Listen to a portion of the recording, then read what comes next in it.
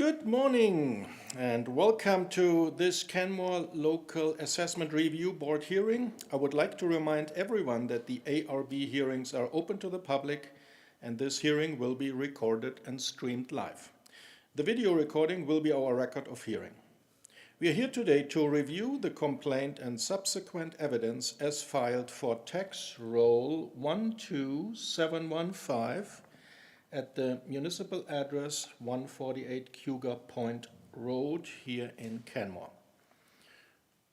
I will start by introducing the panel and then ask the parties to introduce themselves. After that, I will explain our standard hearing procedure and ask for comments in that regard. My name is Christoph Breyer and I'm the presiding officer appointed to this panel. The other panel members with me today are Joanna McCallum. Peter Marlin Geraldo. Thank you. Does anyone have any objection to the panel as constituted? I see none. Great. I'm now going to have the parties introduce themselves, starting with the complainant. Would you please state for the record your name, organization, and your role in the hearing? Please indicate whether you are the owner of the property under complaint. My name is Grant Robinson. Please, sir, please come forward and push that little button, and then the microphone is all yours. This one is just the right one here. Right one? You just have to hit the button in the middle. On the left or right? Oh, this is the middle one, yeah. Okay. Perfect. Shazam. I'm on fire. I don't know if my voice is probably going to carry enough without a microphone. You're all good. It's all fine. My name is Grant Robinson. I am the complainant, and I am the owner of 148 Cougar Point Road. Thanks so much, sir. Now to the respondent, would you please state for the record your name, organization, and your position with the municipality? Sure. My name is Deanne Bannerman. I'm with Legacy Municipal Services, and I'm the appointed assessor for the town of Canmore. Thanks so much. The LARP standard practice is to have the complainant present all their evidence first, followed by questions from the respondent and then the panel. Next, the respondent presents their evidence, followed once again by questions from the complainant and then the panel. The complainant will have an opportunity for rebuttal. Finally, both parties will have an opportunity to present their final argument and summarize their evidence for the panel, with the complainant presenting first. If anyone needs a break or if a problem comes up, please let the panel know as soon as possible and we can address those things as we go. I will also take this time to remind everyone to please turn off any mobile devices. That's what I was doing. Done. Are there any questions regarding the procedure for today, or is everyone satisfied with the process as was laid out? Thank you. I see both parties have exchanged disclosure evidence before the hearing. To save time, I propose that we mark all documents for the record now. That won't stop anyone raising questions about admissibility later. If any such questions arise, we can still deal with them and strike material from the record later if necessary. Is everyone comfortable with this procedure? Mr. Stever, please. Thank you very much. We received the following evidence for tax roll 12715, the complainant package C1, the complaint form, 3 pages, complainant package C2, the complainant disclosure, 8 pages, the complainant package C3, the complainant rebuttal, 1 page, and the respondent package R1, respondent disclosure, 84 pages. Thank you. All right, Mr. Robinson, we are ready to hear your evidence if you're set to go ahead. I certainly hope so.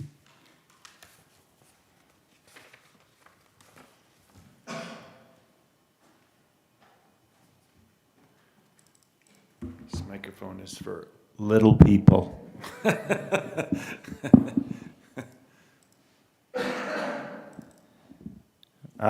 Okay, I'd like to, obviously the introductions are already done here. I essentially based my complaint on a couple of issues I do have with the assessment, obviously, and with the the state of the price involved here. Basically, the initial assessment I found was completely unfair based on my neighbor's assessments, or my neighbor's, not the neighbor's assessments per se, but neighbor's increase. I'd like to point out, first of all, my neighbor's right next door to me. I'm going to exclude 150, I believe, no, 148, 147, just because they are under an appeal as well. So I'm not sure that would be appropriate to reference their assessment. So I'll start with 146 Cougar Point, which is just one door over. Their assessment last year was $1,074,000, and it was assessed to $1,318,000. That was an increase of 22%. My neighbor on the other side, 149 Cougar Point Road, last year's assessment was $1,106,000. They were reassessed to $1,321,000, which is an increase, I believe, of 19%, give or take a couple percentage points. My property was assessed last year at 1,329, this year 1,773, which is an increase of 34%. There's a little bit of a discrepancy there, obviously. I'm not going to complain if my property is assessed with my neighbors in an appropriate manner, percentage-wise. I was already assessed, my property was already worth 25% more than my neighbors. So if I was being assessed on a percentage in relation to my neighbors, I wouldn't even be standing here today. But there's some sort of stigma here that obviously I've been, I don't know, the information provided to me was not enough to substantiate a 34% increase. Going back here a little bit, when I did complain, the first thing the respondents did was revise my assessment, and I found that was totally inappropriate as well. It seems to me, the respondents have all the information. They've always had all the information. There's no new information. The information has always been there, and so for a revised assessment of $90-something thousand, I can only assume that this was based on my complaint, which is totally inappropriate. To revise something even after I presented all my information on why my property should be actually reduced, they went forward and increased my assessment, which is unheard of. The only other reference I can possibly make here is there's a guy down south goes, "You don't like my 25% tariffs? Well, I'm going to raise them to 50%. So, as far as I'm concerned, that's totally inappropriate. So getting to my complaint. First of all, my house is a little bit bigger than my neighboring properties, which is fine. Hence my 25% increase, or my 25% assessment more than my neighbors. That's fine.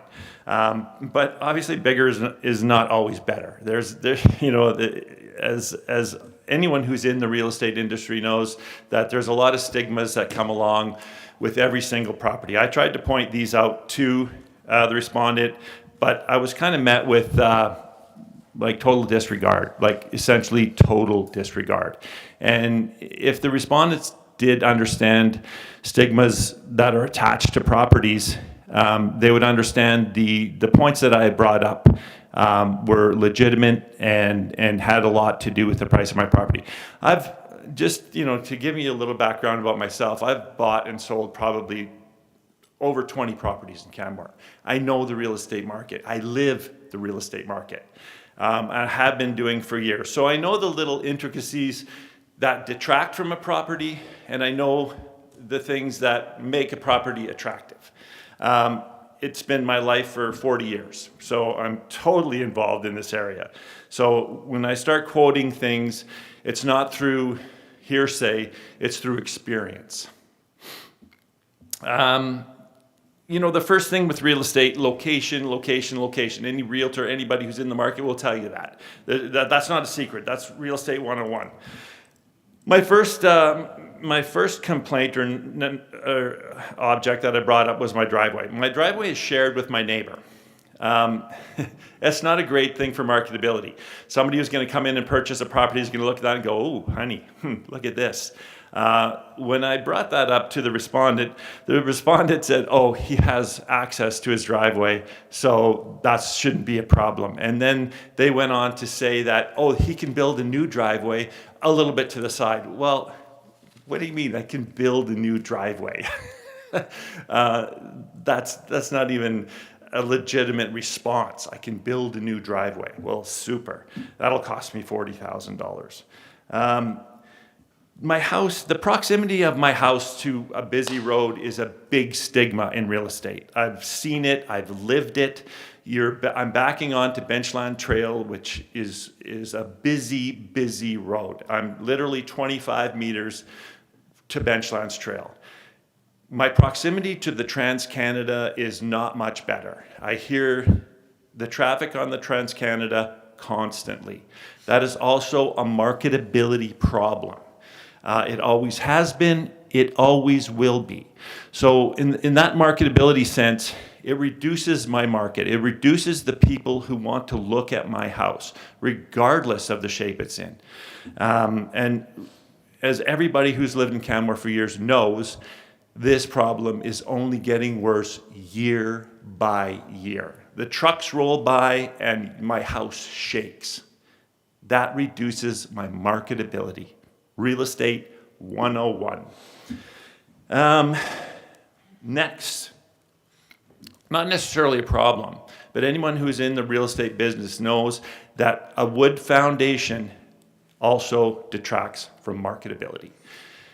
In my first conversation or my first disclosure, I put this down as a big marketability problem.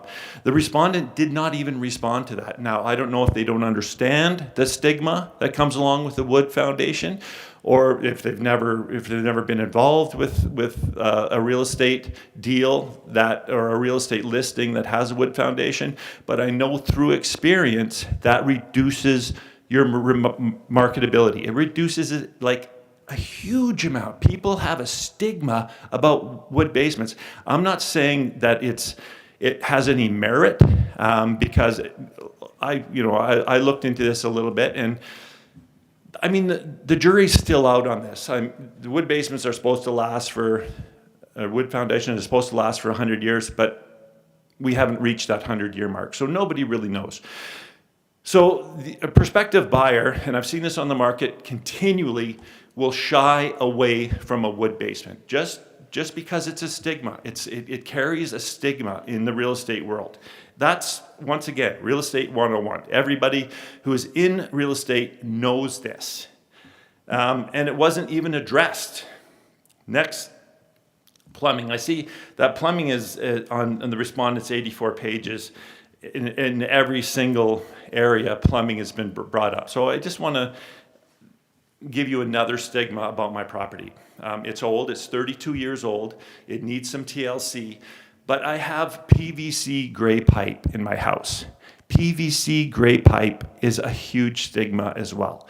It has proven time and time again to start leaking after 25 years, 30 years, and people are continually replacing it. They have to go through their whole house and replace gray PVC pipe. Once again, anybody who's in the industry knows this is a deterrent. This is a deterrent to prospective buyers. And when there's a deterrent, your marketability drops, your price drops, your time on the market extends greatly. So it's another issue. The age of the house, obviously. My house is 32 years old. It needs a lot of love and attention.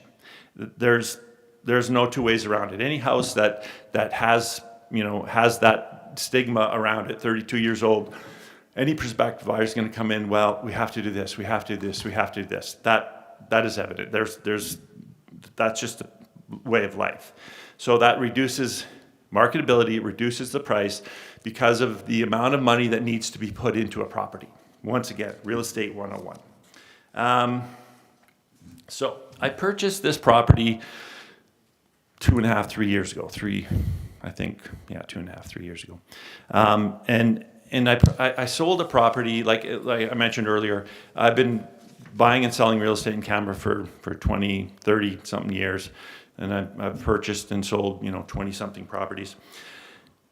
The purchase price of this property was too high. It was on the market for probably 4.5 months, and it was at a very high asking price, and it was reduced. And by the time I went in there, I still thought it was way too high. But because I just sold the house for the exact same price, and I was mortgage free, I went, you know what, with a little bit of TLC, a little bit of sweat equity over the years, this house will be worth someday what I paid for it. However, it's not this day. It is not this day. And that's just another reality. I needed to purchase this house because I had to have a place to house my grown children. They had nowhere to stay, and I was kind of pressured into this purchase, even though it was a little bit overpriced. But that's the Canmore market. What's available, you have to jump on it when you can, if it provides some of the necessities that you need. And in this instance, I needed a place for my grown kids.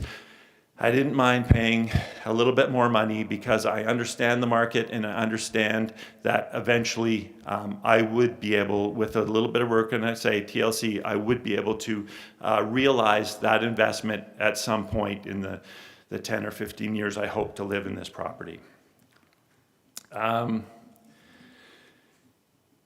Like I say, the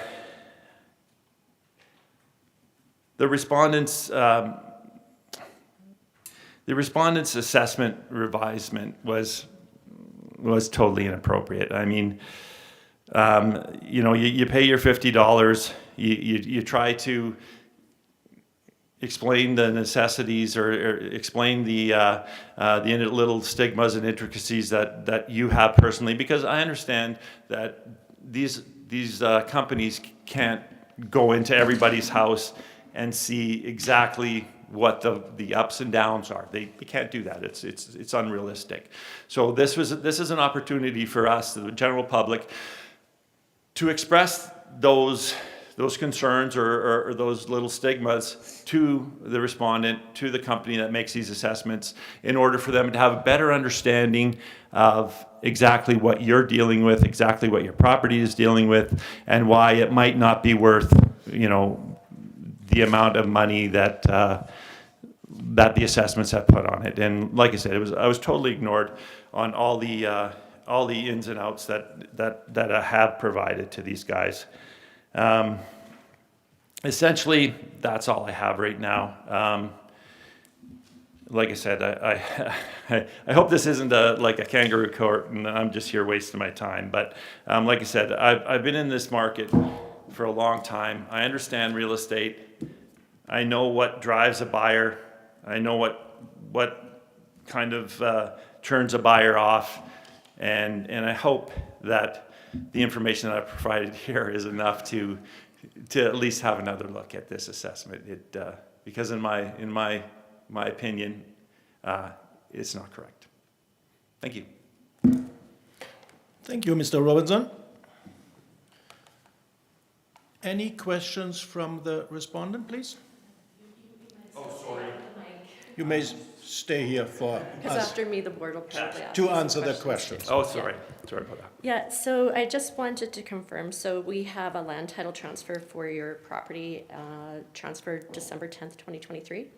So I just want to confirm the sale price, the purchase price that you paid for your property, 165. 1,650,000. Okay, and on your complaint form, you're asking for $1,425,000 for Yes. your assessment to be reduced, okay. Also, you mentioned TLC and stigmas. So just to separate them into two, so those stigmas, the traffic, the wood foundation, such as that, the age of the property, those were all inherent when you purchased the property? Yes.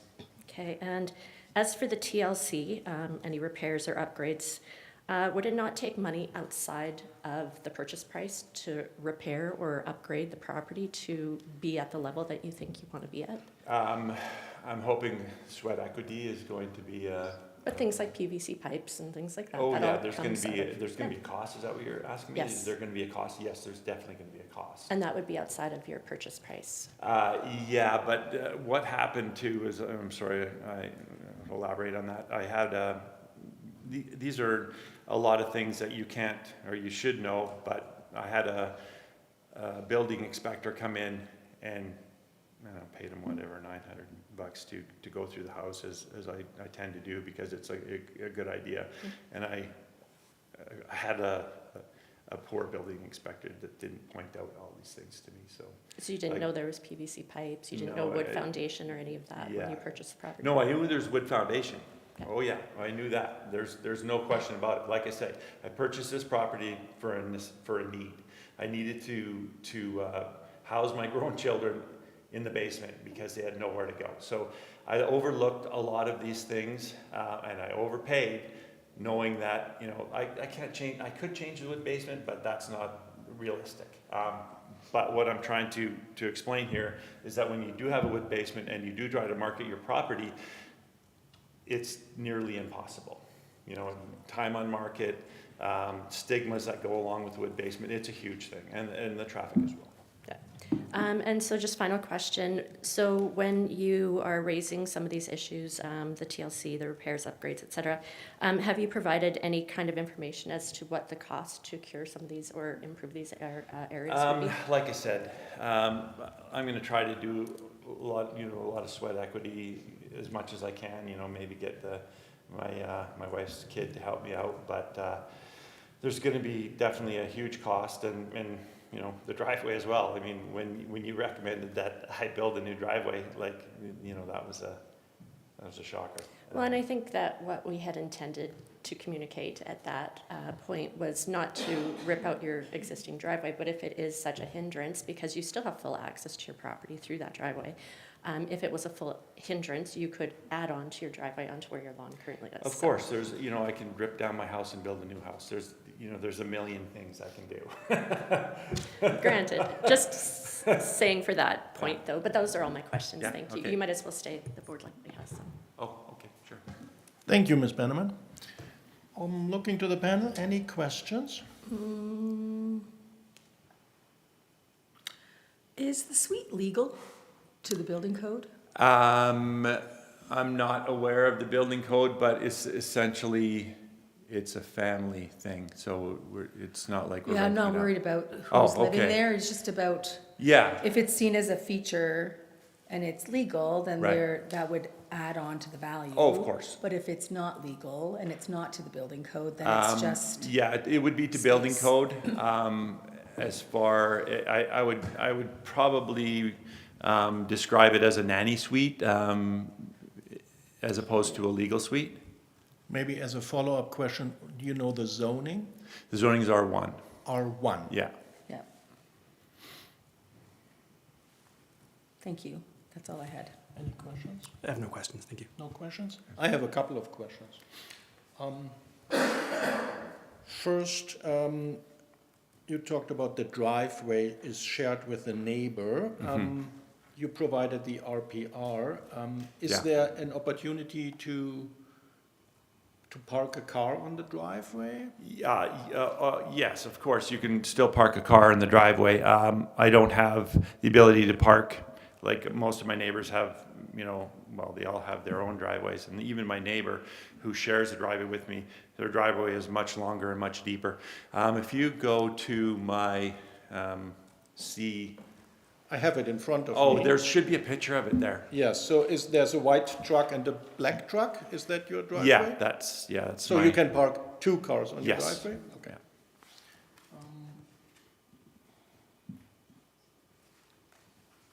And then you talked about wood foundation. Yeah. I've heard about wood foundation. My question is, you said it's harder to market a property with It's a wood stigma, for foundation, sure. and there's a stigma.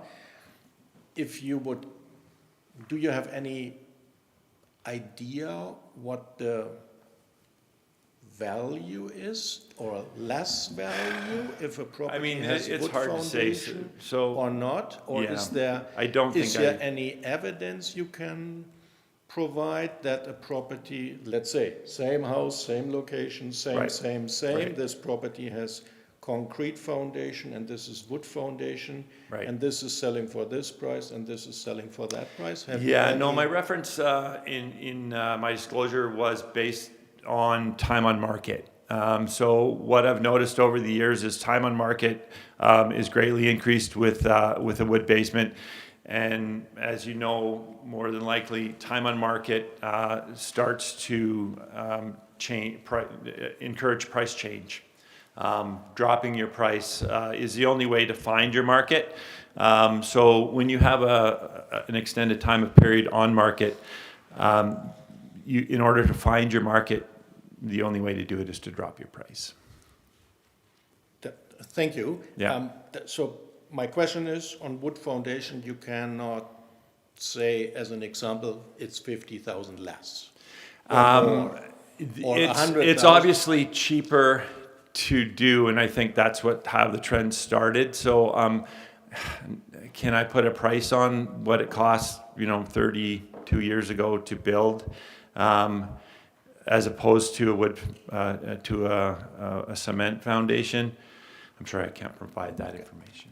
Well, then it goes into my next question. As you just said, time on market is, as you said, longer on the market if the property has wood foundation.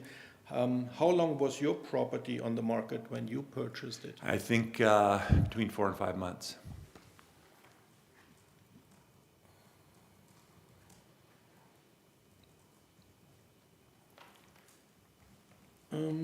And then I just didn't get the number. You purchased the property for 165? Yeah. Okay, thank you. And that was 3 years ago. Yeah, somewhere in that neighborhood. Yeah, okay. That's all my questions. Thanks so much. Thank you.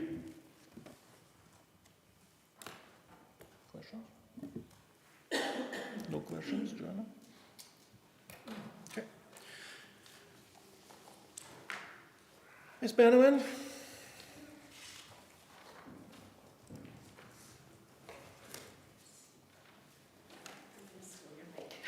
Because it's got more surface from my binder. Well, I'll give it back. All right, so good morning, everyone. We are here today discussing the property at 148 Cougar Point Road in Canmore. Today, we're going to talk about some of the reasons that we are asking the board to increase the assessment from $1,682,000 to $1,773,000. So as outlined on page 3 of our disclosure, we will demonstrate that assessments must be prepared on an annual basis. The valuation standard for the subject property is market value, and the assessor must prepare assessments in a fair and equitable manner. So turning to pages 4 through 6, we have a photo of the exterior of the property. as well as location and aerial maps depicting where the subject property is within its neighborhood. And you can see from this aerial map on page 6 that the subject property does back onto Benchlands Trail, which we'll talk about a little bit later since it has been addressed in the assessment process already. So turning to page 7, the original assessment is depicted here, showing the assessment at $1,682,000. This is a residential detached property on R1 zoned land and was built in 1994. Turning to page 8, this is the depiction of the requested amount that we're asking from the Assessment Review Board for the subject property. All the components, except for the assessment in this particular place, has not changed, except for we are asking for the Assessment Review Board to increase the assessment to $1,773,000. So the request for the revised assessment is being requested because of the respondent's review of the property data, which did require corrections to it. Some of this was brought forward by the complainant during the inquiry period, and we had the discussions and corrected the data based on original building plans and on the MLS data that we had at hand. And we did communicate that the higher assessed value would be a result from our data review to the property owner at the time. So for some background in property assessments, on page 9 we're starting. Property assessments in Alberta are prepared in accordance with the Municipal Government Act and the matters relating to assessment and taxation regulation. This regulation requires assessments to reflect market value through the application of mass appraisal. Market value is the amount that a property might be expected to realize if sold on the open market by a willing seller to a willing buyer. For the 2025 assessment year, the assessment must reflect the value of the property as of July 1st, 2025, and the physical condition of the property as of December 31st, 2025. So the legislation further stipulates that an assessment based on market value must be prepared using mass appraisal. It must estimate the value of the fee simple estate and must reflect typical market conditions for similar properties. So mass appraisal is the legislated methodology used for valuing properties, which involves grouping comparable properties, identifying common property characteristics, and then applying a uniform valuation model back across the group. We also explain in our disclosure that the residential detached properties for the town of Canmore have been primarily valued using the market modified cost approach. This approach is a hybrid of the cost and sales comparison approaches. Under this methodology, the improvements are first valued using cost principles, and then they're adjusted to reflect the market conditions through validated sale transactions.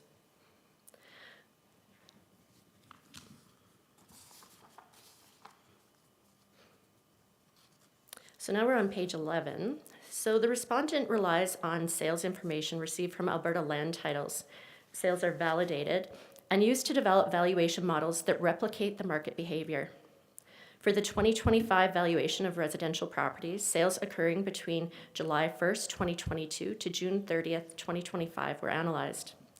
Those sales are then time adjusted to the legislated valuation date of July 1st, 2025 to account for any of the market value fluctuations that occur between the sale and the valuation date. So basically, we're taking our set point in time and we're moving, based on how the sales are transacting, we're moving all of those sales up to that single point in time.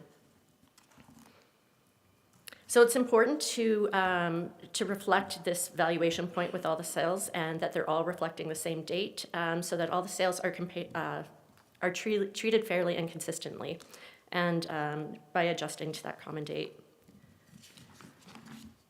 So now on page 12, we just talk a little bit about effective year built. So this is a blending between the age of a property and any additions or renovations that have been done to the property. So in the case of the subject property, we have an effective age on the property that is different from its year built, and this is due to renovations that were undergone in 2022 to the subject property, so it was prior to the sale. So now we're on page 13, and we can talk about 13 and 14 at the same time. So page 13 is the original property data for the original assessment prior to us asking for an increase. And on this property data, we can see that it is coded as a 2-story basementless home. We have one less bathroom that has been added in the revised assessment, and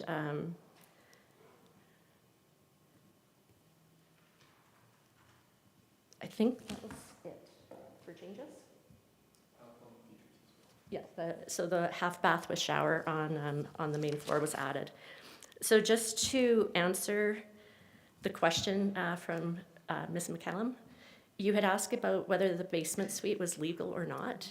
So we look at them not by whether they're legal or not. We're looking at it as the quality of finish of it. So typically, if it has a basement suite finish, which we identify in our report on page 14, it's taking into account the fact that there's a kitchen in there with cabinets, nicer living area than would typically be found with just basement finish. But also in response to that, if you jumped to my disclosure on pages 34, I included the MLS listing for the subject property, and it does indicate in there that the walkout basement suite is illegal. So it wasn't illegal. I just wasn't sure if between, sorry, did that again. Sorry. It was the same before. I wasn't sure if something had been done. I noticed that in the ad, and I was curious if there was something that had done to make it legal, which would make it more profitable. Right. That's all. Thank you.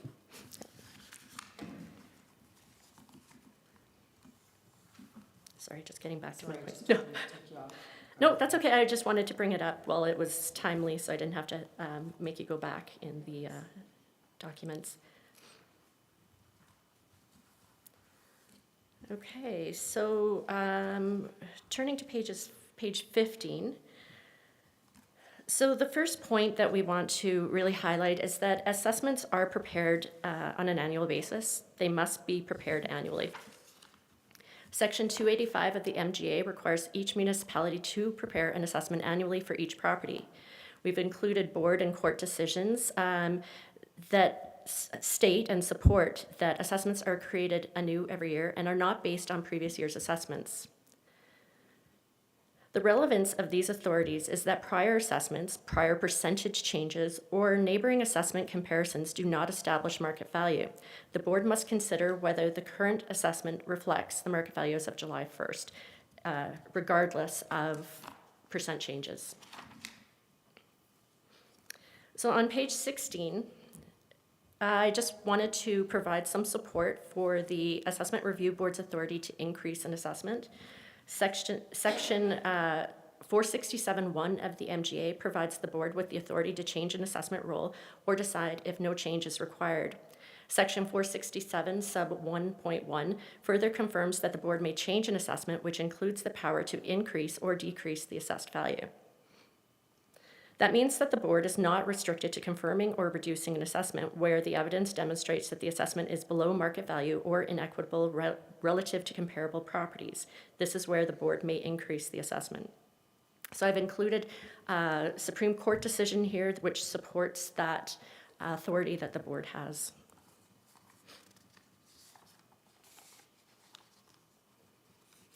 So just to talk a little bit about units of comparison, just to highlight very briefly on it, the complainant has mentioned in a few places that there are some units of comparison that they'd like taken into account.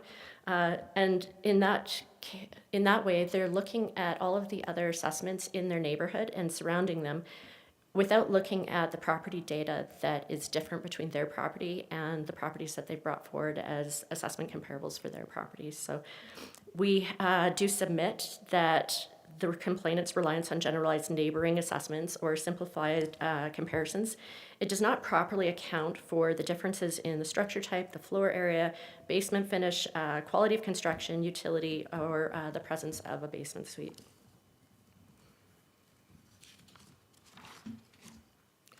So now to page 18, to reply directly to the complainant's arguments, they've raised several concerns relating the lot shape, shared driveway, traffic influence, and market volatility, as well as the wood frame, the wood foundation, and most recently in their presentation, the PVC pipes. So with respect to the lot shape, we submit that there's been no market evidence has been provided to demonstrate that the configuration of the lot materially impacts its value. Although the lot is not a standard rectangle, and we can see that in the bottom of our page 18, irregular lot configurations are common in the town of Canmore. Since there's been no evidence regarding the lot shape, and the lot shape that they have is very typical for any property in a cul-de-sac, because there's always that loop at the end, and they're not perfect rectangles, so there'd be a lot of town-owned land in between your properties. So in our market analysis, we haven't come up with anything conclusive to say that the lot to the east of theirs would be treated any differently than the subject property's lot.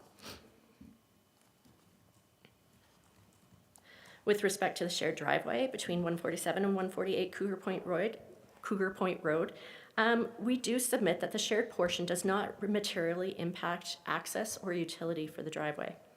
The majority of the driveway is not impacted by the shared portion. It's just that, bit at the end, closer to the street. And we do think that there appears to be sufficient utility within the entry portion for the lot for an independent driveway if required. And be it explained that there is, about twice the width of the subject property is lawn. And if they had wanted to extend that driveway portion to make it even wider, they certainly have that ability to do so.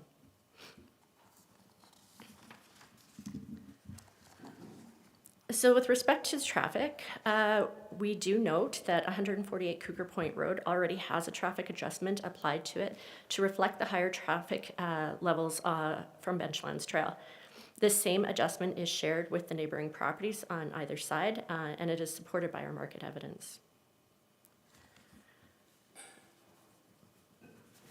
With respect to market volatility, we strongly disagree with the complainant's assertion that the Canmore single-family dwellings declined in value leading up to July 1st, 2025.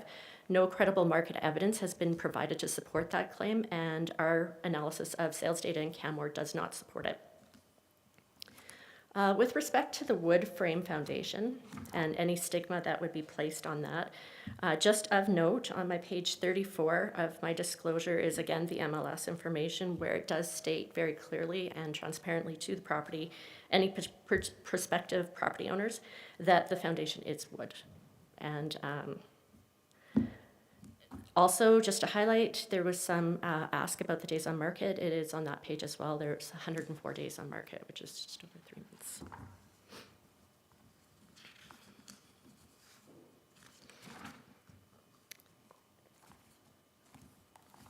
So turning to page 20 of our disclosure, we have provided comparable sales to the subject property's lot being the largest, and the square footage of the subject property's house being the largest as well.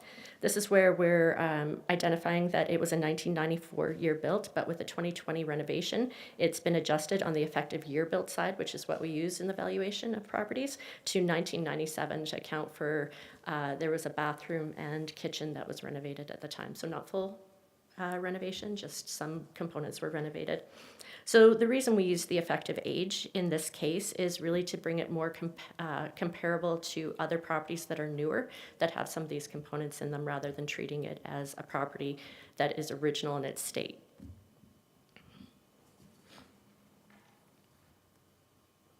So the comparable sales that we've provided are all of the same quality of construction and finishes.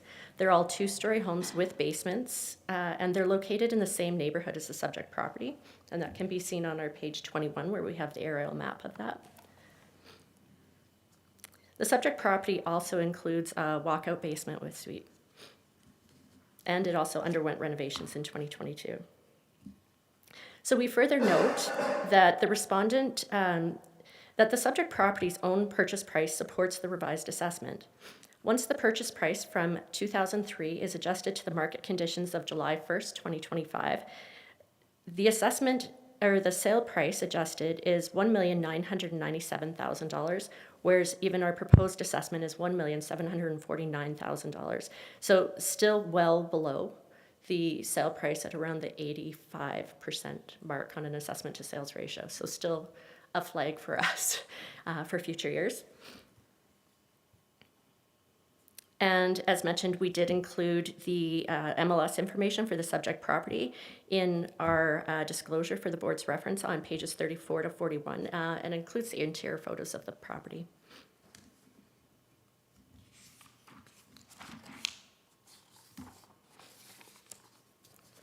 So turning to page 22, so this is our response to the comparables provided by the complainant. The complainant's comparables were all assessment comparables, so they did not provide sales of these properties. So when we're comparing them, they're all the neighbors. You can see on the aerial photo that we have on pages 23, everything right around the little horseshoe there on the in their neighborhood.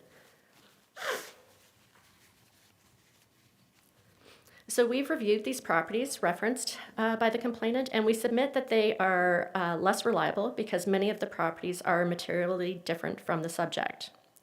As shown in our spreadsheet on page 22, the subject property has the third largest area, so above grade square footage. It has the second newest effective year built. It has the largest floor area out of all the two-story with basement properties.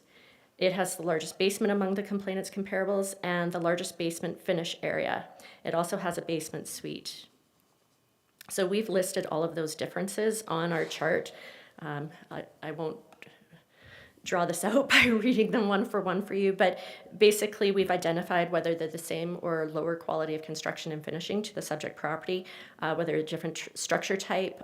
We've included suite information on there as well for you, as well as the floor area and basement finish, just so you have a really good idea of how some of these properties are not as comparable to the subject property as the sales that we've provided in the previous section.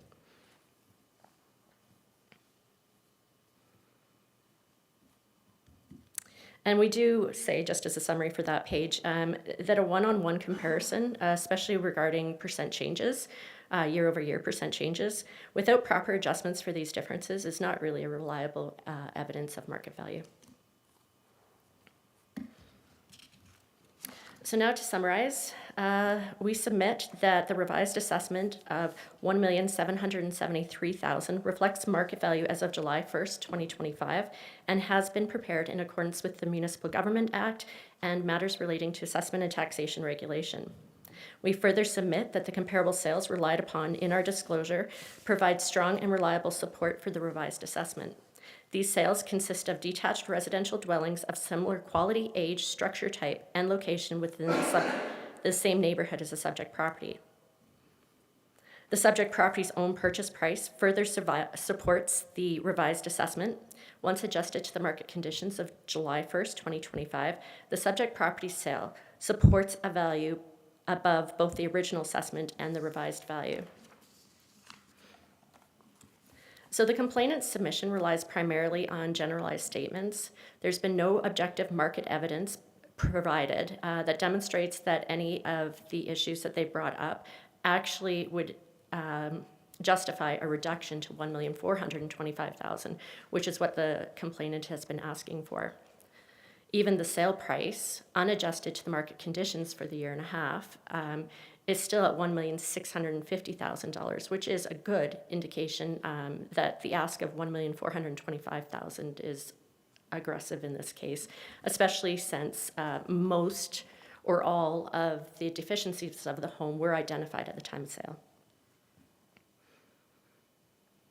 We also assert that there's been no declining residential values. It was not supported by credible market evidence for the July 1st, 2025 valuation date. So any opinion of, at that point, it is different than what we've seen in the market, which is why we've seen an increase of property assessments up to July 1st, 2025. So overall, we submit that the revised assessment of $1,773,000 is fair and equitable relative to comparable detached residential properties within the Cougar Point neighborhood, and it reflects market value as required by the legislation.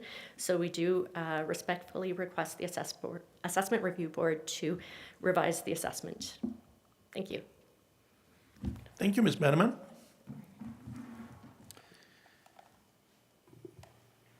Mr. Robinson, any questions to the presentation from Ms. Bannerman?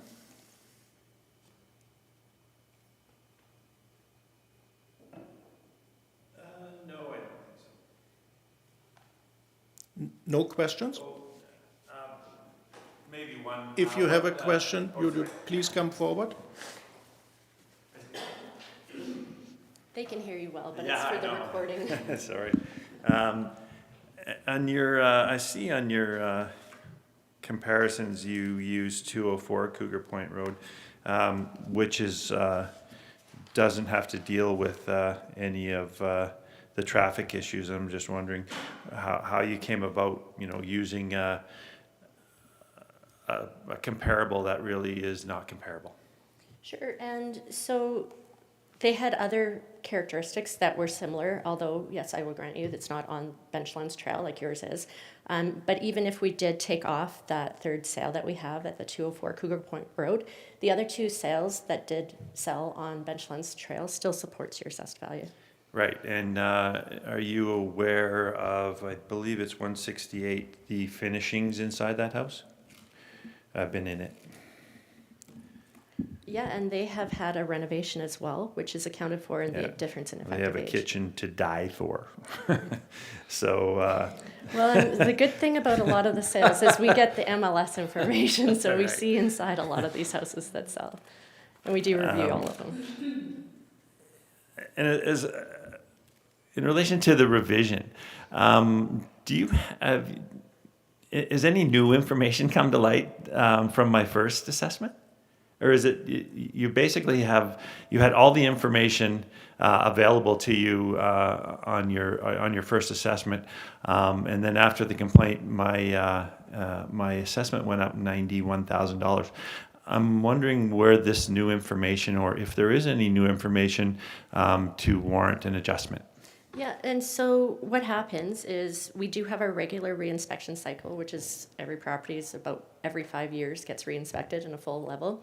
The last time that Cougar Creek has been reinspected was in, I think, 2021. So it's at that level. But anyways, after there's been a complaint or an inquiry on a property and there's been issues identified that there's issues with the subject property's data, we do a more fulsome review. We'll pull the building plans from the town and we'll review that information compared to the data that we have on the system, as well as reviewing MLS, which is more of the up-to-date information that we'll get, and we make sure that they're confirmed. So the system is flawed, really. If you want an exact assessment for any property in Canmore, you're using a flawed system because you either don't have the information or you're utilizing it in a strange way. No, it's called mass appraisal, and so we can't physically reinspect every property on an course not. annual basis. So we use the information that we have until that point where we're either doing a complete reinspection cycle, like I said, 1 in 5 years, on the properties, or when a property owner actually files a complaint or does an inquiry, and then we'll look deeper into the property to ensure that our data is correct. And that sometimes works out on the to the benefit of the property owner. And sometimes it comes out where the assessment actually is incorrect in a way that indicates that an increase in the assessment would be warranted. And at those points, we communicate that with the property owner to let them make the decision if they want to proceed forward to a complaint. Right. So even though there was, half a dozen stigmas brought up to you, you don't believe that there's any value in any of those because they're generalized statements. I heard you say that. So, which leads me to believe you don't really understand the real estate market if you're just ready to throw those out the window. Is that a company policy, or do you really understand the stigmas involved here? I understand the stigmas Okay. very well, and I understand the Canmore market very well. I've been Okay. working here for over 5 years, and I've gotten the opportunity to see many unique properties and deal with many property owners over that time. So I do understand that there are many nuances in Canmore that are not present in most of the other municipalities in the province of Alberta. So with regards to how we prepare assessments, we use mass appraisal. And Right. so what that does is it takes the sales of all of the properties and it uses that to develop a valuation model for our single or our little stratifications. That is the way that all assessments in Alberta are prepared is by mass appraisal, and it's legislated. Right. But basically what that does is it softens the lines, because not all sales are going to be exactly the same. Even if you had two identical properties, they're not going to sell for the same amount, even if they're identical, because purchasers have different motivations and sellers have different motivations. So that's why we use mass appraisal to smooth out some of those edges and smooth out some of those differences between, so that when we're applying the valuation model back to that similar group of properties, they're being treated all as equal. So they're being treated, so if one has traffic, they're getting that traffic adjustment, so they're getting a decrease in their property assessment because of Yeah, that. for sure. Those types of And things. and that's one of the things that I noticed here that I had read earlier on in your disclosures that my assessment was 1773, the exact revised edition. And then I complained about it. And there was a traffic reduction to 1682, and when you received the complaint, it went right back up to 1773. Now there was no creativity there. The traffic reduction was stated from 1773 to 1682, and then after the complaint, it went right back to the exact same number. Now, if you were a little creative there and brought up more information and said, oh, my revision is based on this and it came up to this, the coincidence of that number coming back to the exact same number after you deducted the traffic deduction seems a little suspicious. It is the formula that's used, so there's, if it comes out that way, it is a coincidence, but it is not intentional. dollar? Yeah. Well, $1,000, yeah, $1,000, but it would be a coincidence. That's like But I don't winning know the what- lottery coincidence. Yeah, Like, well, I can't even look at what you have, because I'm not sure what you're talking about. That's insane, really. But I really don't have any more questions other than that. Sure. Thank you. Thank you. Looking to the board, any questions? Let's start here. Thank you. Because it was asked of Mr. Robinson, do you have any evidence relating to the reduction in price for wood foundations? I don't, other than the sale of the subject property, which is the best evidence that we have in our package. Okay, thank you. And then my second question relates to the calculation for this bring forward price adjustment valuation. Is there a formula that's based on? I'm sorry, I didn't catch what you Sorry, said before. sorry. I'll speak louder. I'm mumbling. For sales of properties that are sort of pre-2025, the 2022 forward, you apply a formula to that to figure out what the price adjustment should be. Sorry. What is that formula? Because I don't see it anywhere in the disclosure. That's right, and it's not because the time adjustment wasn't raised as an issue, so we haven't provided any support for that, but just for information on how time adjustments are done, we look at all sales over the 3 years period, and we're looking at them through multiple regression analysis. So we're using that scientific analysis to actually bring, so it's not a straight line, it's every month is getting their own adjustment based on what we're seeing in the market, and so that MRA or multiple regression analysis is based off the sales to assessment ratio, which is different than we look at when we're testing the assessments, which we look at assessment to sales, but it's looking at the sales to assessment ratios, and so that's showing how far off the assessments are from the new sale prices coming in up to that point. So I don't know if that explains it or not, but It does. Thank you. Yeah. And then I'm also wondering about what you based the increase in assessment value on. So the difference between this 1682 number and the 1773 number. You mentioned that it was the addition of a bathroom was one of the factors. Were there other factors involved that you can identify, and are Yeah. they somewhere in this disclosure package? Sure, and so we did change the structure class. It had been entered previously as a 2-story no basement. So with the change, we changed it to a 2-story with basement as well. So that just changes the grouping that it's being compared to. Thank you for that. I have no other questions. Ms. McCown? Oh, and sorry. Go ahead. No, go ahead. We did add in-floor heat to the property as well, which was identified through the MLS information. And we did add the kitchen renos and bathroom renos. I have my support here for me. The kitchen and bathroom renos we added, which also changed the effective age on the property, as well as, well, the half bath with shower we mentioned, and a laundry sink. So a couple different plumbing fixtures. Thank you. Can you, I'm just looking at the image of the shared driveway. Is the shared portion of the driveway on the private parcel, or is it located on the town right of way?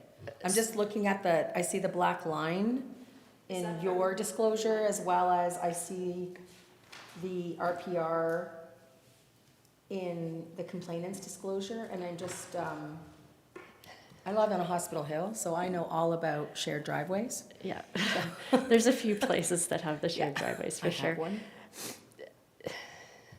Well, I mean, none of the properties in Canmore own Oh, all the I way to the understand that. street. I'm just, So, yeah, no, and that's a good point to make as well, because that line is that is the town separation Okay, between that's helpful. what Thank is you. owned, yeah. But of course, they have full use of the driveways. and are any of the comparators that you provided, do they, like, is this building a one-off in terms of the wood foundation? Are any of your comparators, or any of the comparators that you relisted from the complainant, any of those, they don't identify any of them having a wood foundation? I could go back and look specifically for that. To be honest, there's not a lot of properties that have the wood foundation in the town of Canmore, so. There's a couple on Hospital Hill. Yeah, Hospital Hill is a very unique place. Yes, it is. Yes, it is. But yeah, there are some, but we haven't gotten anything concrete in our evidence showing like I see one what you way. did there. Oh, yeah, that's Sorry. funny. I didn't even mean to be funny. But yeah, we haven't gotten anything in our evidence. Maybe it could possibly be because of lack of sales, but other things, like the sale of the subject property is still selling for above its assessed value. Yeah. Even with the wood foundation, which has been brought forward as a stigma. Okay. And I realize that there is a difference between a concrete and a wood foundation.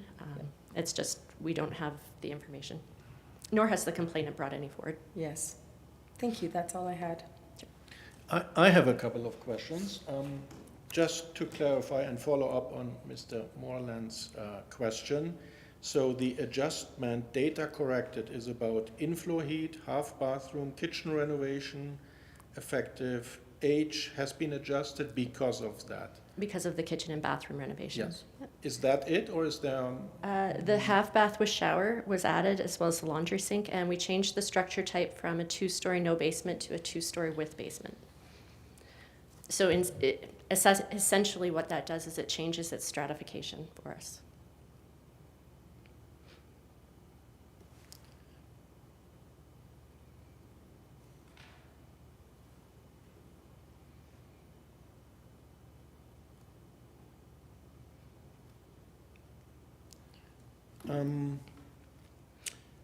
And then my other question is about, you did the last property review roughly 2021. Yeah. And you said it's made due for review. Mm-hmm. Would you be open to go back to Cougar Point Road? Is there something scheduled? And this question goes to Mr. Robinson as well. Are you open to have a review by the assessor? Yeah, for sure. We can definitely inspect his property, whether Cougar Creek hits the highest list of our priorities, because we do our re-inspections during the summer, so that we can try and get as many people home as possible when we're knocking on doors. So I don't have them scheduled for this summer because they are still in the most recent or within the 5-year kind of period of being re-inspected. And we have other higher priorities right now with data since we've come into Canmore. So we still have some corrections to do and some cleanup to do. So. Thank you. No more questions.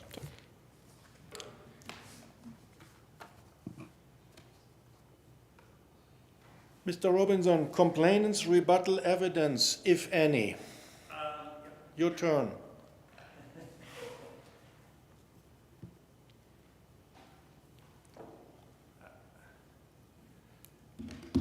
I noticed that in-floor heating was raised.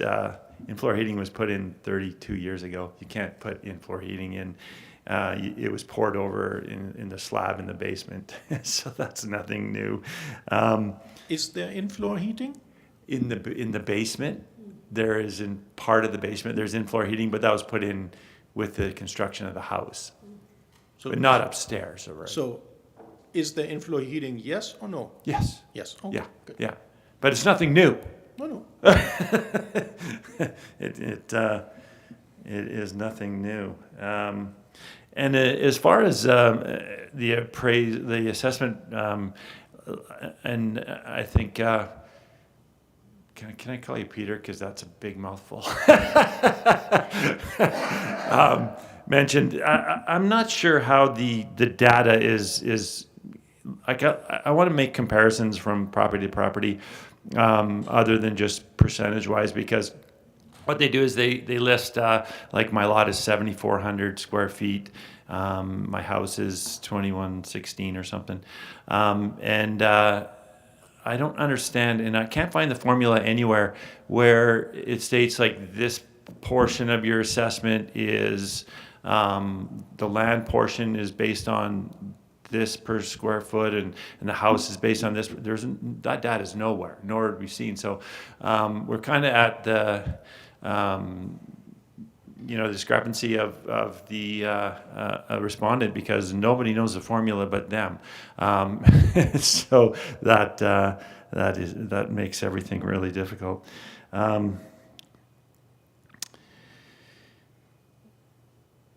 That's about it, I guess, for a rebuttal. Like I said, the information provided, I don't think by the respondent warrants a revised assessment, and I believe everything that I've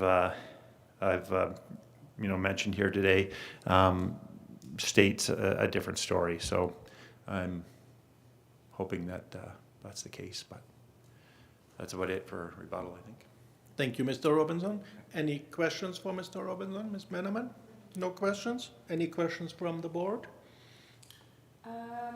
Yeah, Mr. Robinson, do you have any evidence, and I didn't see it in your packages, of the cost of PVC foundation or the cost and discrepancy between a concrete foundation and a wood foundation? Once again, the respondent probably called me on this, but my sister just got her house, which is up the street, appraised, she's quite a bit smaller in square footage, and I think it was $20,000 to replace the PVC piping. Right. So something maybe a little bit higher than that. No, I understand. I said the respondent is gonna object. If you heard me clearly say, I asked for evidence, and so that's the name of this whole panel is about Yeah. evidence, so I And I've just appreciate that. recently done it in my own home, and it was nowhere near 20,000. I was gonna let it go until that, Well, I guess it depends on how many walls you have to rip down, right? my entire house, so. Yeah. Okay, thank you much very was it? much. More questions? No. 3,000. Any questions for the complainant? Thank you. Any final arguments, Mr. Robinson?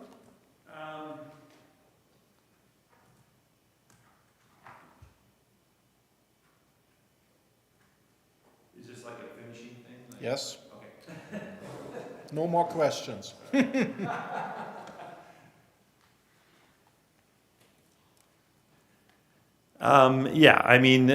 Essentially, I hope I've provided enough information here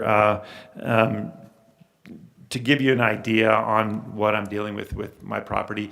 I mentioned a little bit earlier, bigger is not always better. I'm sure you've heard that before. And location is a huge market evaluation tool. The age of the house, what I have to deal with, what my personal story is. I'm hoping everything is going to be taken into consideration.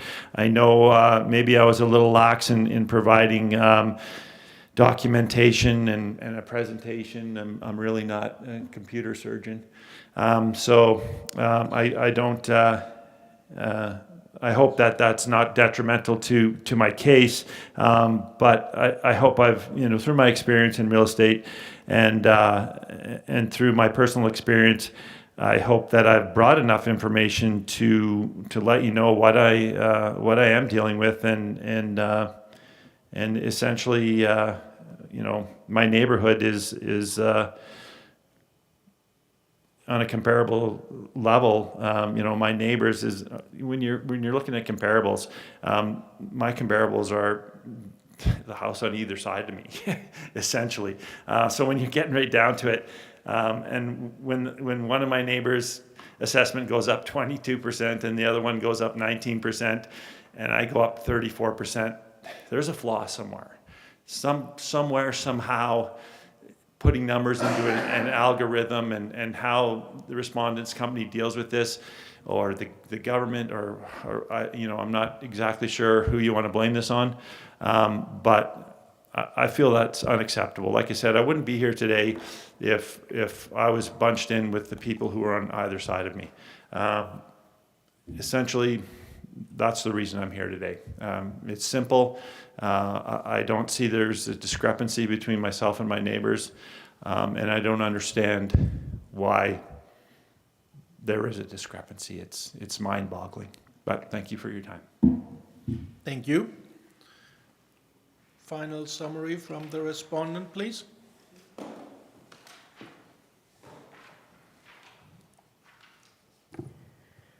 Sure. So I just want to close by saying that assessments are prepared anew every year. So looking at things on a percentage change comparison is inappropriate when we're looking at both preparing assessments and in any assessment review board decision as well. So we further submit that the comparable sales that were relied on by the respondent in our disclosure, that they do support the assessed value or the recommended revised assessed value of the subject property. The subject property's own purchase price further supports the revised value. Once adjusted to the market conditions of July 1st, 2025, the subject property sale price supports a value above both the original and the revised assessments. The complainant's submission relies primarily on generalized statements. There's been no evidence provided to the assessor or to the board to indicate that a reduction is warranted for many of the components that they raised. Plus, we do feel that much of this information was known at the time of purchase of this property, so was already accounted for in the subject's property's sale price. And so overall, we respectfully ask that the Assessment Review Board increase the subject property's assessment to $1,773,000. Thank you. Thank you. Last word by the complainant. You don't have to. I'm sorry, I'm not familiar with this process. I guess I should have been better prepared, but it's a little foreign to me. Yeah, like I said, I don't think I can say anything else, and I apologize for not,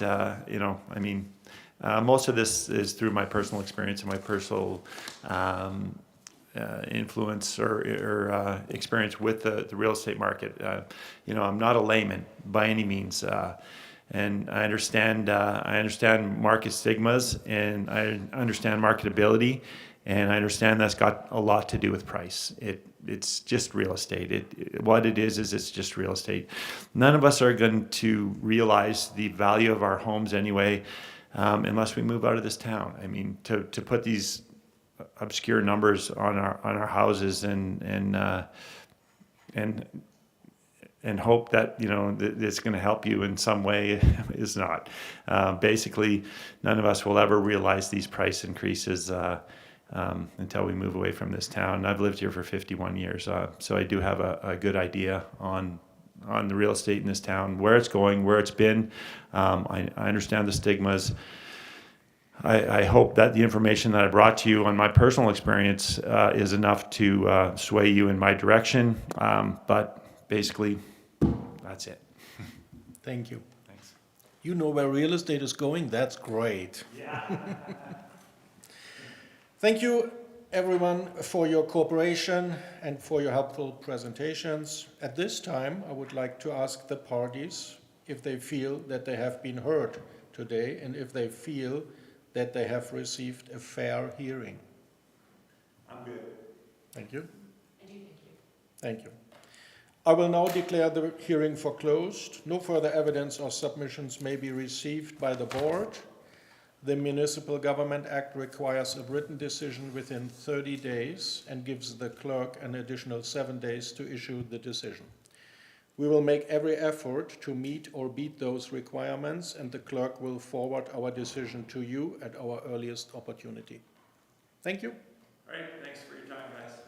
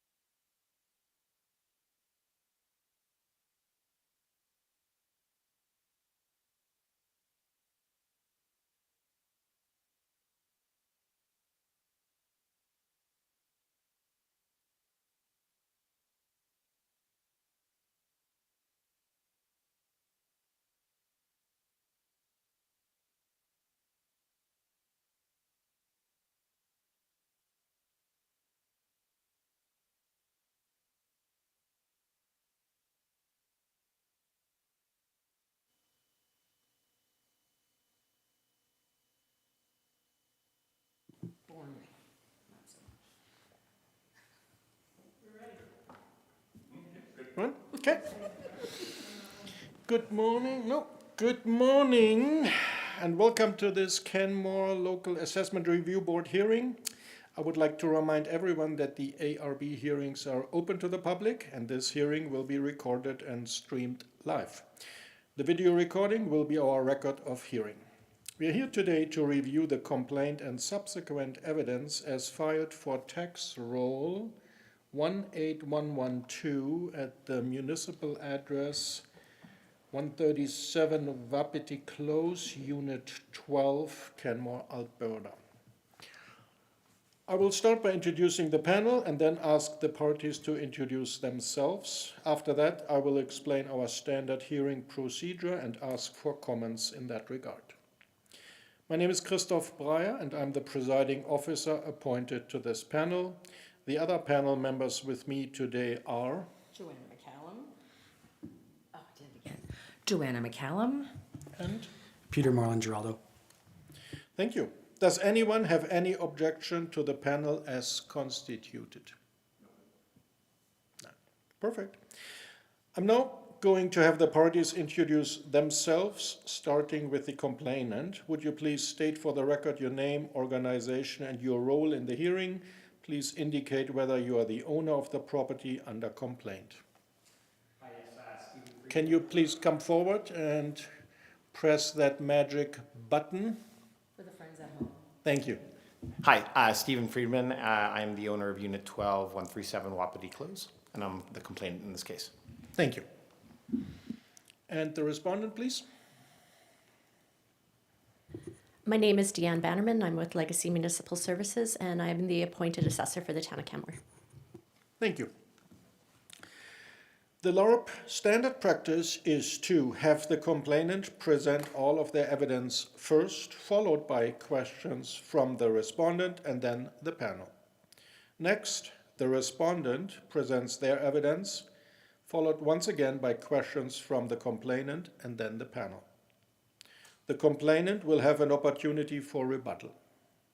Finally, both parties will have an opportunity to present their final argument and summarize their evidence for the panel, with the complainant presenting first. If anyone needs a break or if a problem comes up, please let the panel know as soon as possible, and we can address those things as we go.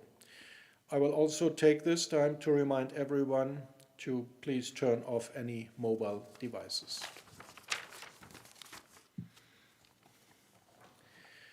Are there any questions regarding the procedure for today, or if any, is everyone satisfied with the process as was laid out? No concerns. Thank you. I see both parties have exchanged disclosure evidence before the hearing. To save time, I propose that we mark all documents for the record now. That won't stop anyone raising questions about admissibility later. If any such questions arise, we can still deal with them and strike material from the record later, if necessary. Is everyone comfortable with this procedure? Yes. Mr. Stever?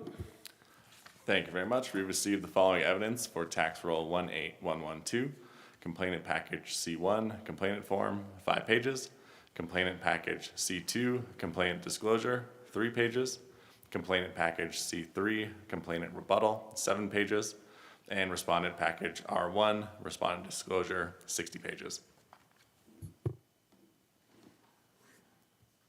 Thank you.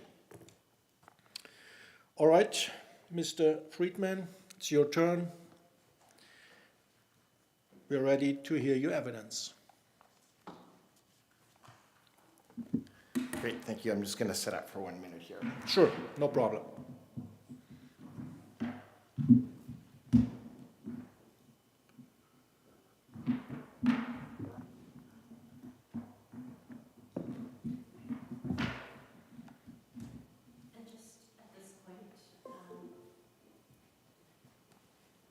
I just want to caution the complainant as well, since he's bringing up a PowerPoint presentation that hasn't been sent to us in advance, to make sure that everything in said presentation has been disclosed appropriately. Thank you. For sure, thank you. Oh, all right.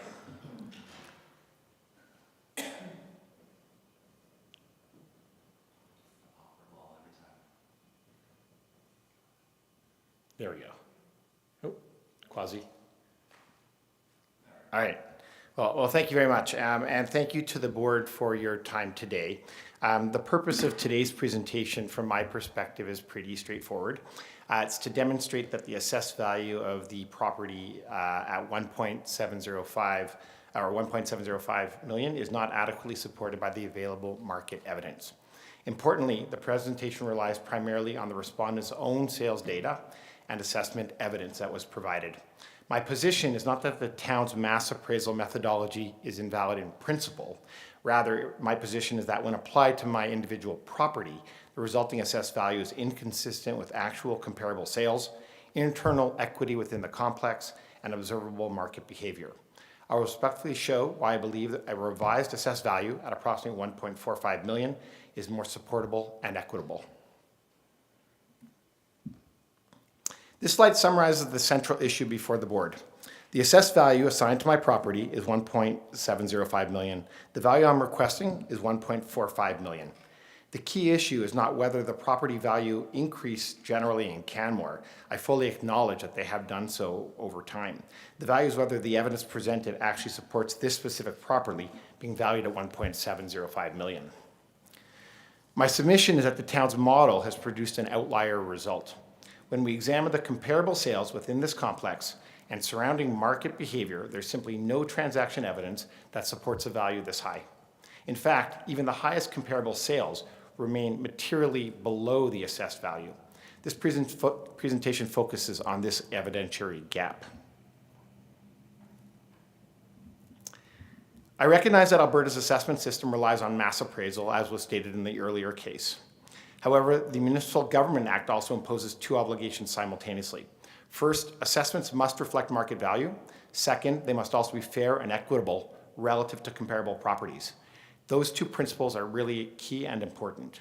Even when a mass appraisal methodology is used appropriately at a system level, the board still has a responsibility to evaluate whether the resulting assessment for an individual property is reasonable and equitable.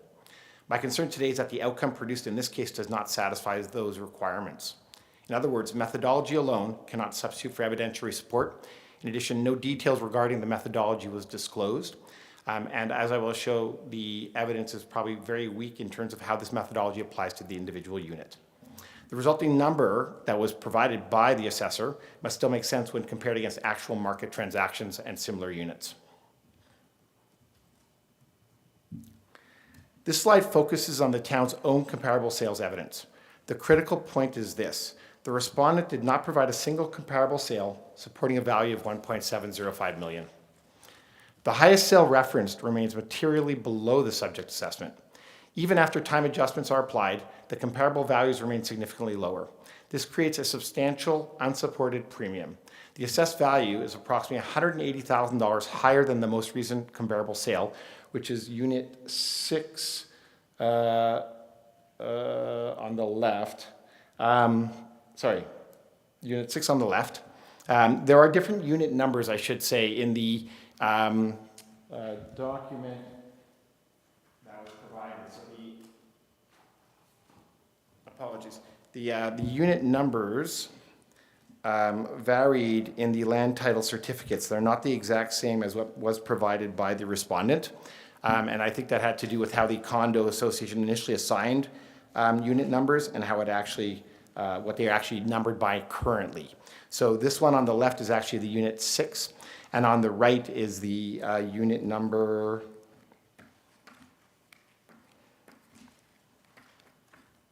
So I'm just trying to pull up the data that was provided by the respondent. Sorry? Our data is municipal. Right, and these are actually the ones that are in the land transaction sales, so I apologize. So, but if we can accept that information that these are the same, but these correspond to the land title sales in the document that was provided by the respondent. On the left is what the respondent provided as Unit 6, and approximately $94,000 higher than the highest sale identified within the complex. Importantly, the sale on the right occurred in 2022. so 3 years prior to the assessment date. And the issue is not whether these modest adjustments between units are reasonable. Of course, some differences are expected. The issue is that the magnitude of this premium has not been explained through objective evidence.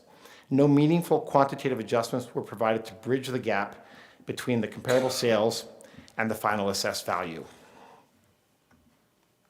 Mr. Friedman, can I ask you to slow down a little bit? For sure, Thank no you. worries. This figure illustrates the trajectory of average Canmore townhouse sale values from 2018 to 2023, using data reported by Canmore Homes for Sale. The key point is that the market experienced a highly unusual and concentrated surge during the pandemic. Sorry, Mr. Friedman? Was this disclosed as part of our disclosure? This was not provided in disclosure. This is Yeah. publicly available Yeah, data. but it's meant to be part of the actual disclosure. I could be wrong. No. Yeah, I believe that that was what I think that the respondent was speaking to at the beginning of the presentation, was making sure that any of the information that you're sharing was provided as part of your disclosure, and this was not provided as part of your disclosure. Okay, Yeah. Yeah, and so we want to raise a formal objection to it, for the board to decide whether we should proceed with the PowerPoint presentation as is, and the complainant can go through his complainant submissions that he's provided already and disclosed to all parties, and present orally without the PowerPoint. That'll be for you guys to decide. Thank you. Okay.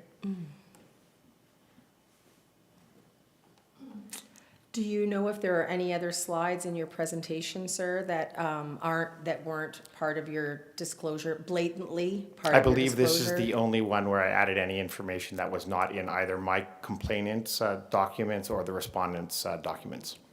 Would it be unusual for the respondent and the complainant to chat together to take a look at the rest of the slide to see if there's anything there that was not part of the disclosure?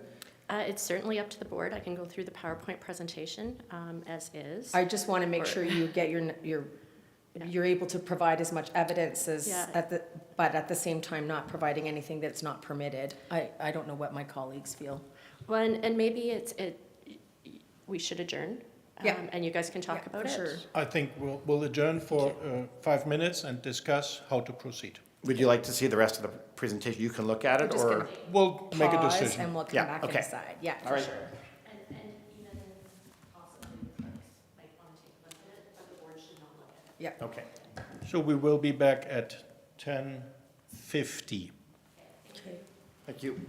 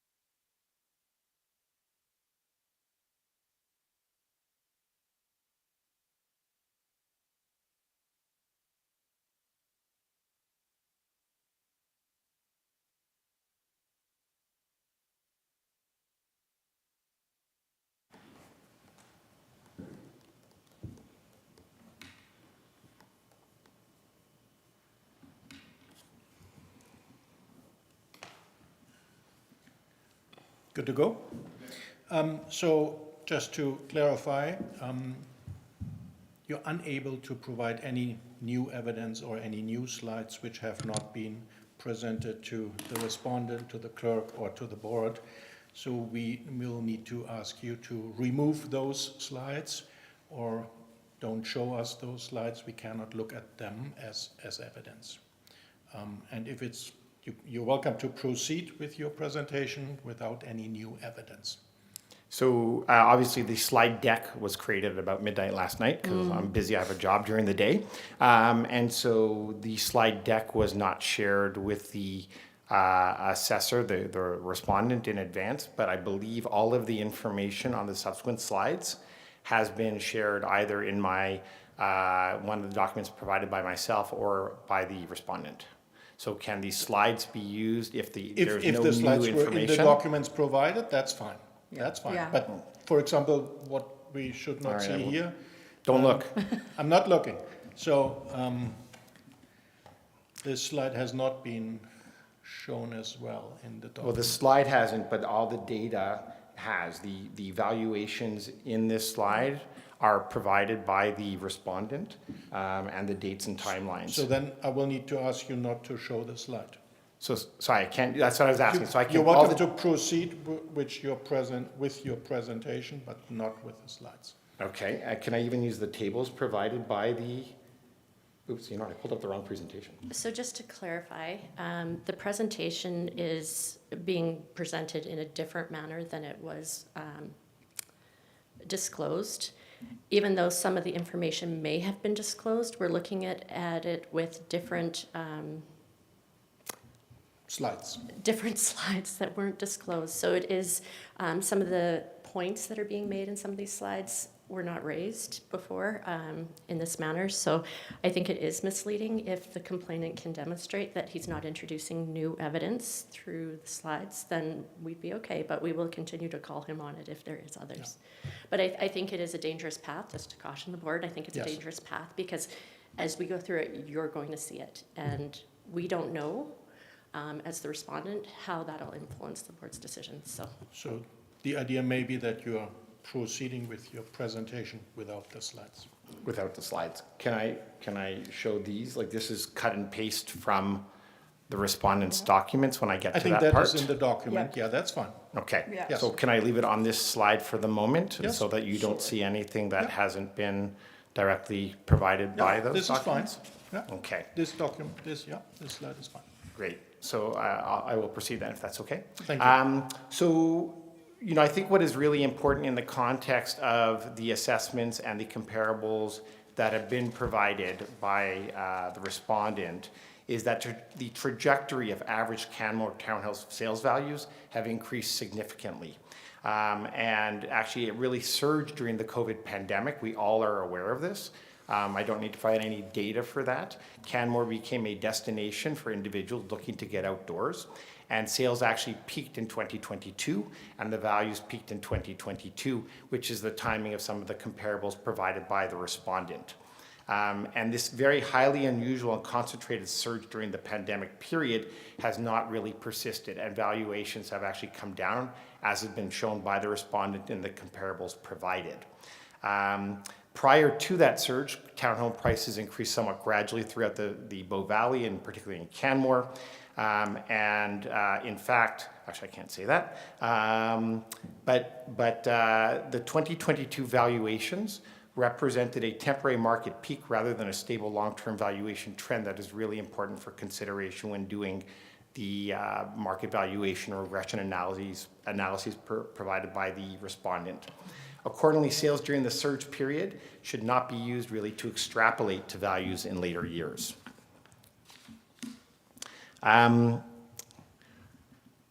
What we, I'm gonna actually have to go to this slide actually. So what you can really see on this slide is on the top are the respondents' comparables. Can I show this slide? Is this okay? Yep. And thank you for asking. Sorry? I'm just trying to make Yeah. sure everybody's fair, So right? what you can see on this slide are the respondents' comparables that they had provided. And actually, I'm just going to go to the prior one to show you. Units 10, 11, and 12. So row 2 is unit 10. The third row is unit 11, and the top row is my unit, which is unit 12. I'll just show you where they're located in the complex, which basically, these are the three others. So in the kind of more turquoise blue is my unit, unit 12, and those are the three others that are provided there that I'll be discussing.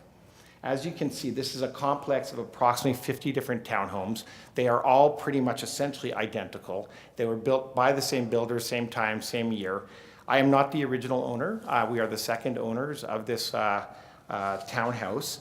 And when they were originally built, the owners or the people who had agreed to purchase them actually had a choice regarding having an open vaulted ceiling in the main level or to have an extra bedroom up top. There are pros and cons to each of these. One provides an extra bedroom. The other provides views that are unmatched in the Bow Valley.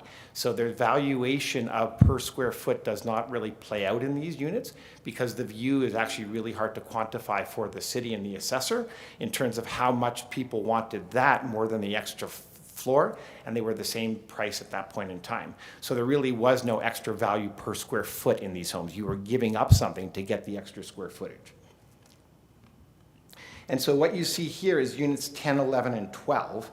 Mine being the top one has a higher floor area, which is then used by the assessor's calculations to increase the valuation of our property.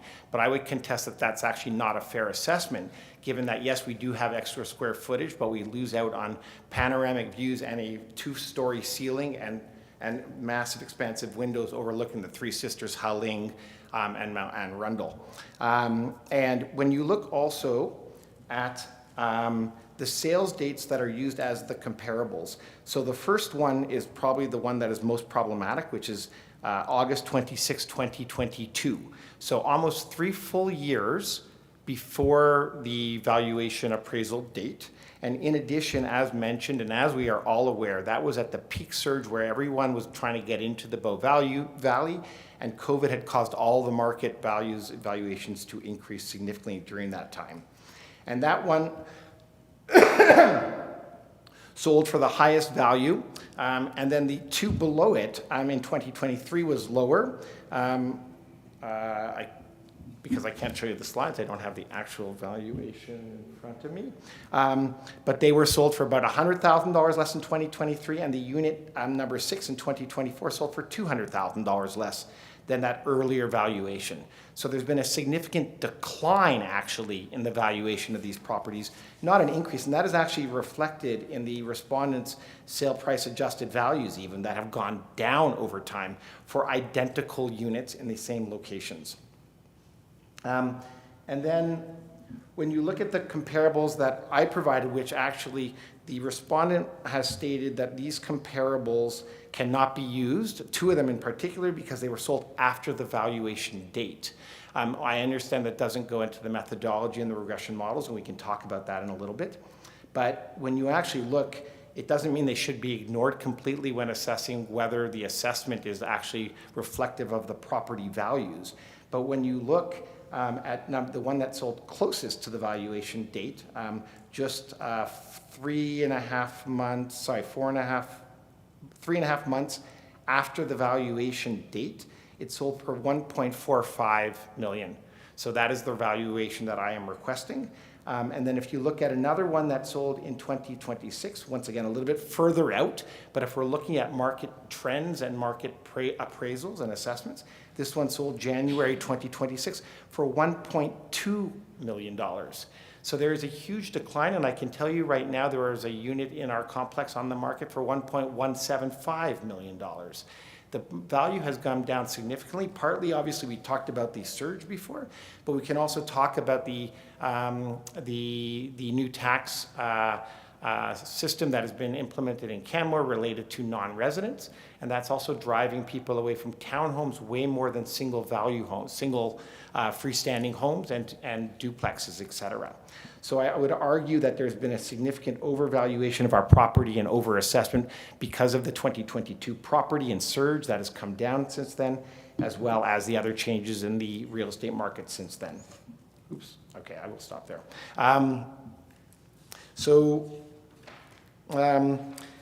The respondent also suggests that the differences in property characteristics could justify higher assessments. However, there is no specific evidence that has been provided by the respondent identifying any meaningful superior characteristics that would support such a substantial premium. For example, there's no evidence that has been presented showing superior interior condition, substantial modernizations, superior views, or unique locational advantages. In fact, my property retains largely original finishes. Our appliances are the same. They're not stainless steel. They're not fancy. And we have aging systems. Our property is 23 years old now. And so it is actually really in need of a lot of upkeep, which is the main thing that we try to do if we can. There have not been any major renovations that have been performed in the years since it has been built that would justify a dramatically upward deviation from comparable units. If the assessment is materially higher than comparable properties, there should be clear, identifiable, and evidence-based reasons explaining why. My submission is that those reasons have not been demonstrated or provided by the respondent. And so once again, the town effectively is asking the board to accept a value substantially above comparable sales without showing the analytical steps needed to support that conclusion.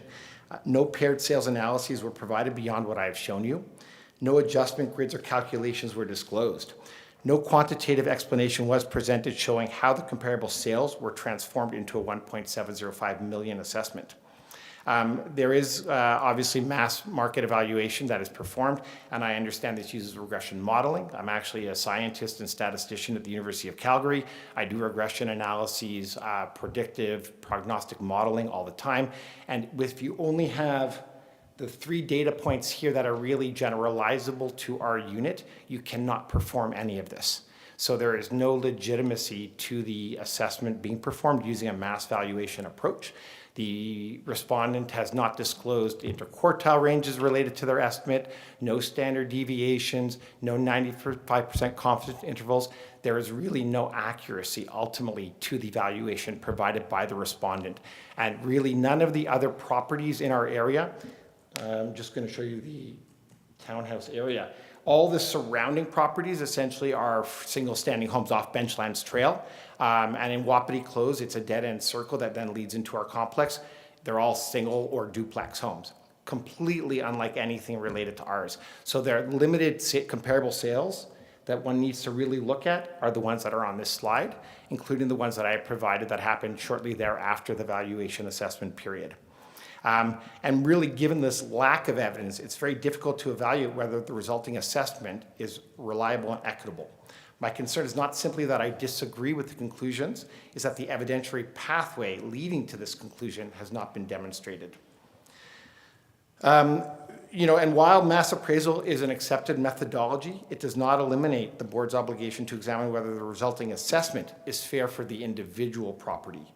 The town references broader residential assessment increases.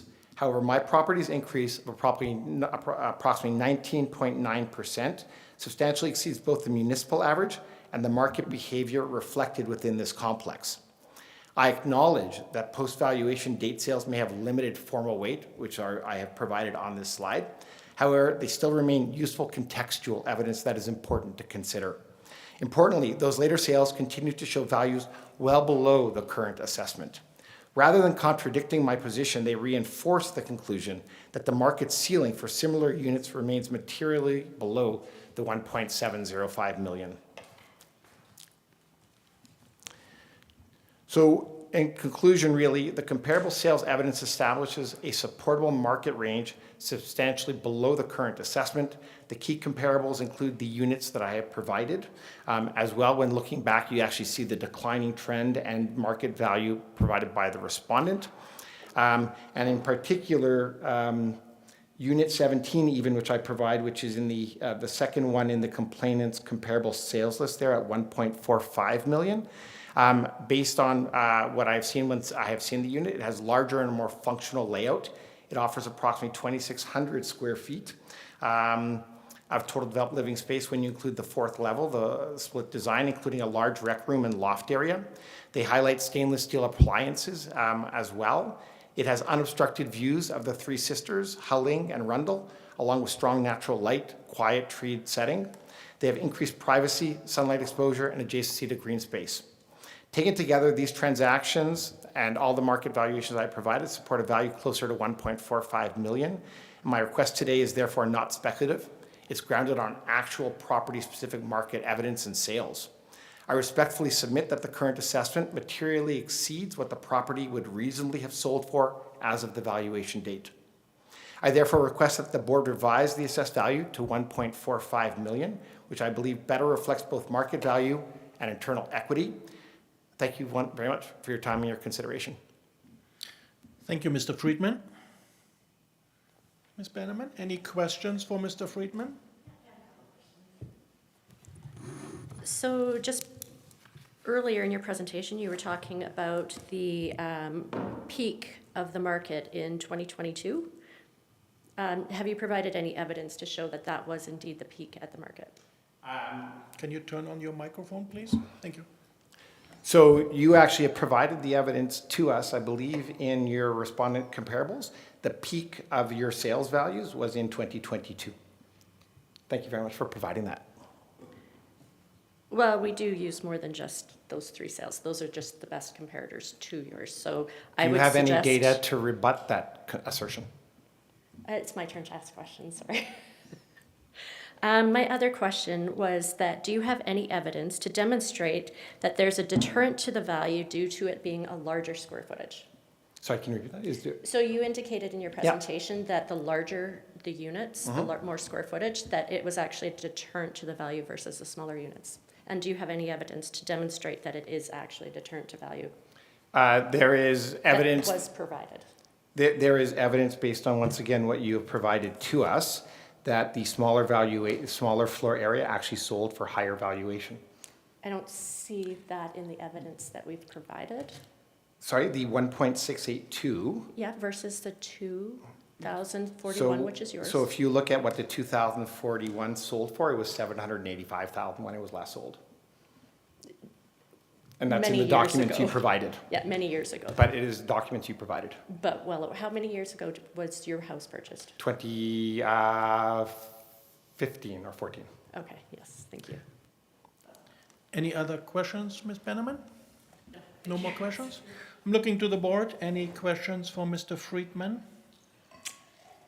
No. Okay, thank you. I know that doesn't sound very. No, thank you. I have a question. Actually, on this slide, I can see sales of unit 10, 11, and 6, and they all have the same floor area. Your unit shows 2,000 something square foot. So you described that in some of the units there was another bedroom added in. Is that the case? Is that correct, that your floor area is 2,000 square feet? So I haven't measured it out, but they are all identical. So as you can see, they all have the same width and depth. So when you walk into all of the units, essentially that are highlighted here, all the units on the row on the left, you walk in on the right, there's a main floor that you can walk through, which in our case, we walk through to our master bedroom is on that level. And then there's a staircase going up. So you go up a level, that then takes you to a living room and kitchen. They all have that, and those are all identical. When you wrap around, you would then go up to another floor, which is where units either have 1 bedroom or 2 bedrooms on that upper floor. If they have 2 bedrooms, what happens is the second bedroom comes across and the living room has a ceiling that's 10 feet high. If you don't have that second bedroom on the upper floor, you have a vaulted ceiling to about 25 feet. I understand. So essentially there's no extension, nothing added. It's just that upper level is a complete floor. So you lose sunlight, you lose ceiling, you lose breath in a lot of what people come to Canmore for. And the views of the mountains, because those are all looking across the valley towards Howling, Three Sisters, Rundle.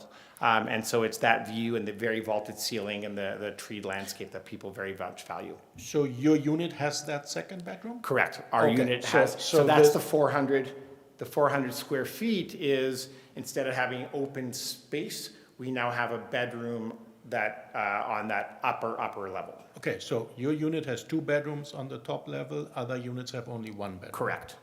So these square footage on this slide shown here are even not measured, most likely correct? I would assume correct, yes. Okay. That was my one question.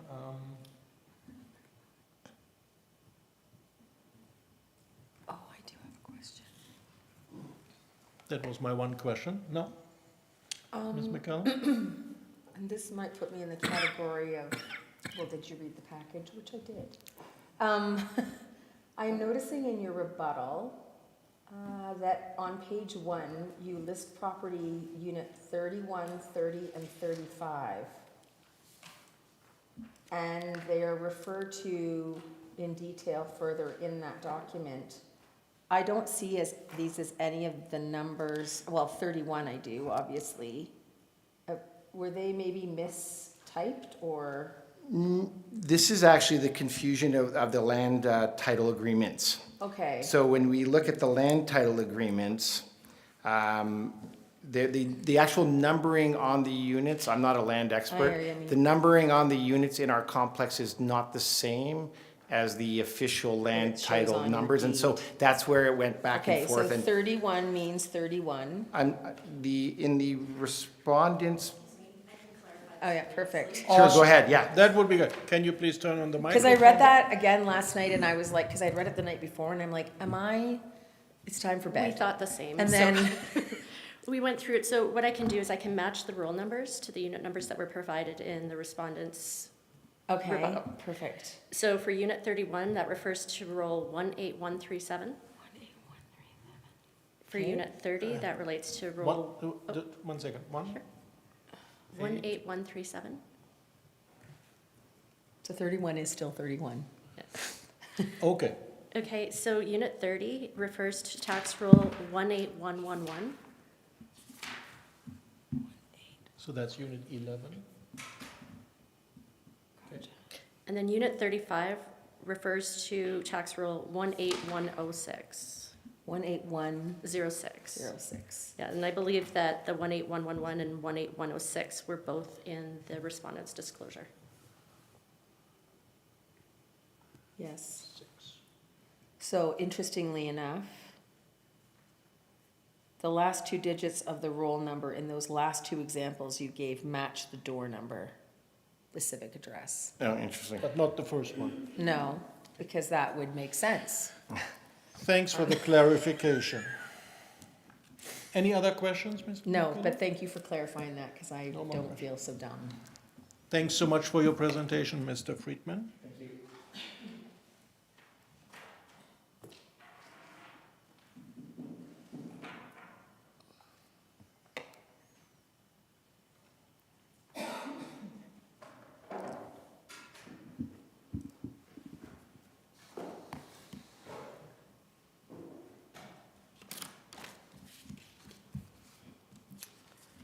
Sorry, bear with me for a second.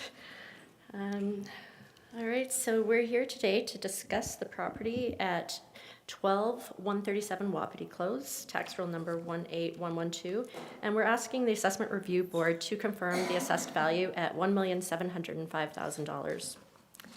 So turning to page 3, the respondent will demonstrate to the board that assessments must be prepared annually. The legislated valuation standard is market value, and the assessor must prepare assessments in a fair and equitable manner. So turning to pages 4 through 7, we have a picture of the exterior of the subject property as well as their location within their neighborhood, and those are on the pages 5 and 6. So on page 7, the subject property is a 3-story townhouse-style residential condo with a basement and a attached garage, which was constructed in 2003.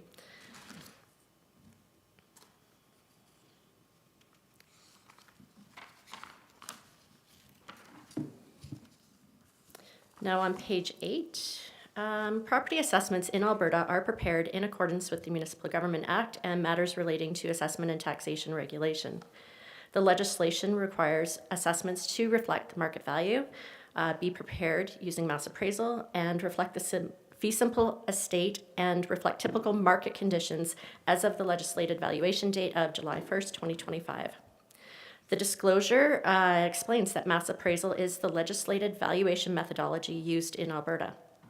Properties are grouped into similar market strata, and valuation models are developed based on common market behavior observed through validated sales transactions. We've also explained that property assessments for detached and semi-detached homes in the town of Canmore are prepared using the market modified cost approach. And so under this approach, improvements are first valued using the cost principles and then adjusted to reflect the market conditions based on validated Alberta land title transfers. We've also used sales occurring, and I'm on page 10. We also use sales that occurred between July 1st, 2022 and June 30th, 2025, which were then analyzed and adjusted to the legislated valuation date of July 1st, 2025 through time adjustments. So now turning to page 12, we have the residential ratepayer report for the subject property. And so we're showing, as I mentioned, this is a 3-story townhouse-style residential condo with basement development and an attached garage. The assessment reflects the property characteristics recorded within our assessment system, which includes the floor area at 2,041 square feet. And it has the quality of construction, which is custom, and all of the various different variations to the subject property, which is found on that sheet. So now on page 13, the complainant suggests that the market appreciation within Canmore was generally limited to approximately 3 to 6% annually during the assessment period. However, the respondent submits that no objective market evidence was provided supporting this assertion and that it is inconsistent with the validated Alberta land title sales which were analyzed during the preparation of the 2025 assessment roll. We further note that the average residential assessment increase for the current year was 12.4%. Although we have provided this information, it is really important to note that Alberta legislation requires us to prepare assessments annually.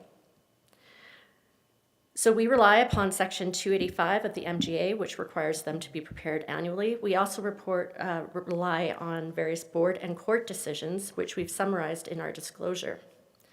We submit that a year-over-year percentage change is not a recognized valuation methodology under Alberta legislation and not determinative to whether an assessment is fair and equitable. So now turning to page 14. Just to talk a little bit about post facto sales, although the complainant has said that yes, they are post facto, I just want to go into a little bit more information on why they can't be used. And we've prepared some board and court decisions here as well. But basically, those sales in the complainant's disclosure that occur after the valuation date, or in some cases have not even yet transferred, should not be used by the Assessment Review Board to determine whether the assessment is fair and equitable or at market value. The board may consider post facto evidence only in a limited manner, such as confirming broader market trends, but such sales cannot be relied on to establish a value as of the valuation date. And this is mostly because these sales during the preparation of the assessment were not known or knowable at the time, and they don't reflect whether there'd been any kind of change in the market. So if the market has flattened or if the market has softened, that's why we wouldn't be using those further in the future dates, because we're looking always at the historical information.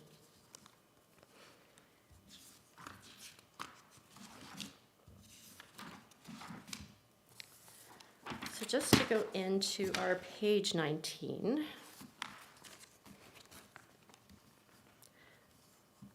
So we've provided validated assessment comparables using similar 3-story townhouse properties within the same neighborhood as the subject property.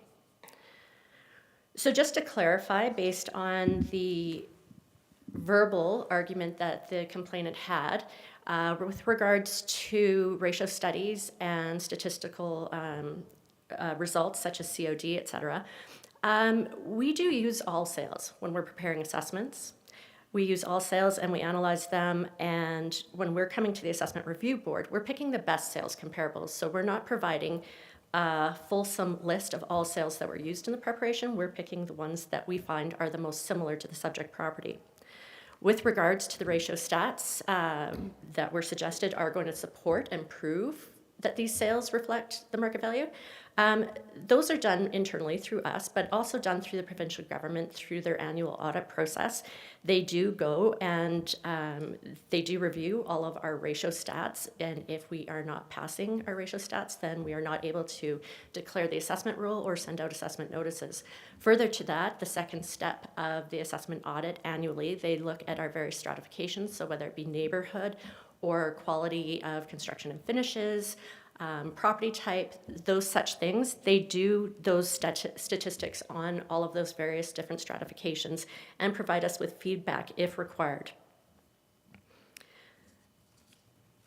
So this is probably a good time to go into the difference between a complainant and a respondent when it comes to an assessment complaint process.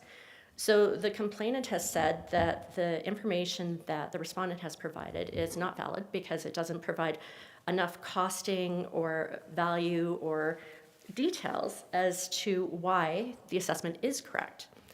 But I would like to say that as part of the complaint process, it is actually the onus on the complainant to demonstrate that their assessment is incorrect, to say what the correct assessment value should be, and identify the requested assessed value. But they have to, the onus is really on them to start that information, and then we as the respondents, like the name says, respond back to that. It's not up to us to build the assessment or the complainant's case for them.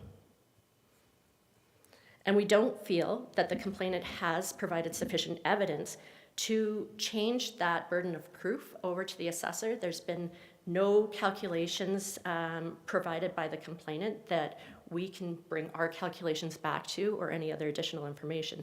They've brought a few sales that were post facto and a lot of statements of opinion in their complaint form.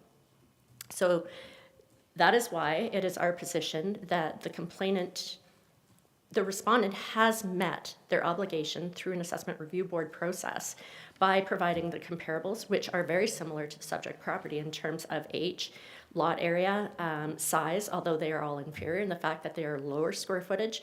It is unusual for, especially in the town of Canmore, yes, if you have a vaulted ceiling, but square footage actually is very important. Number of bedrooms is important in the town of Canmore, especially when you're having people come in or you're renting out your home. So we do feel that these sales support the valuation.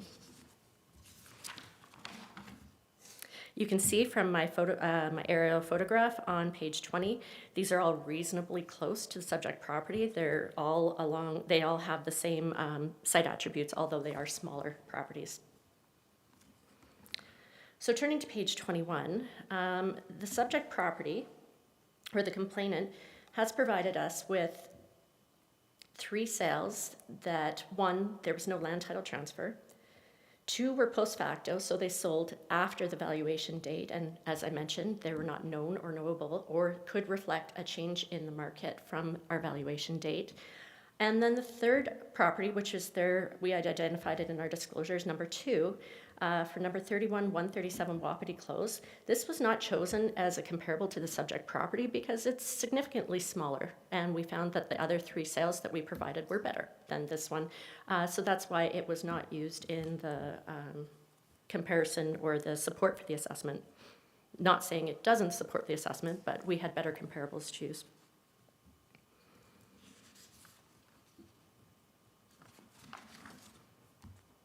The map on page 22 also shows the difference in these properties. They would be facing possibly different views, but they are not as nicely located within the subdivision as we had provided.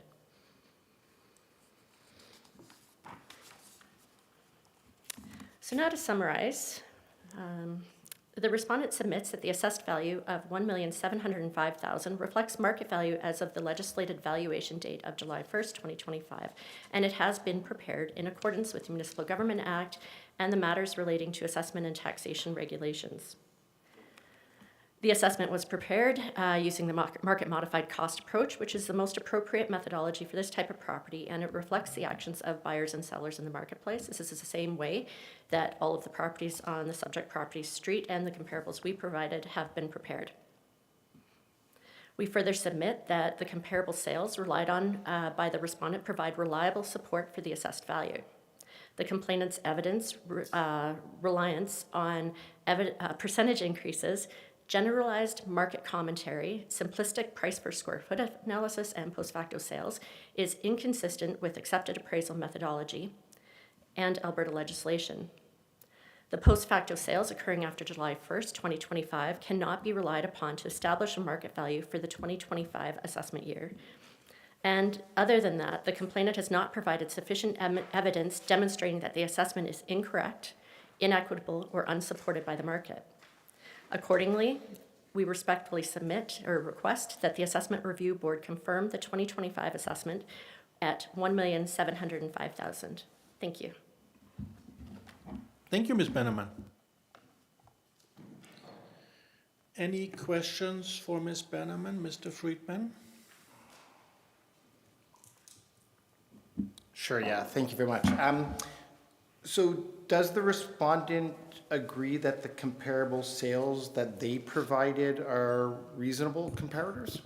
We felt that those were the best comparables for the subject property, Okay. although smaller. And does the respondent agree that there has been a decline over the 3 years, 2 years actually, in the valuation of those 3 identical properties?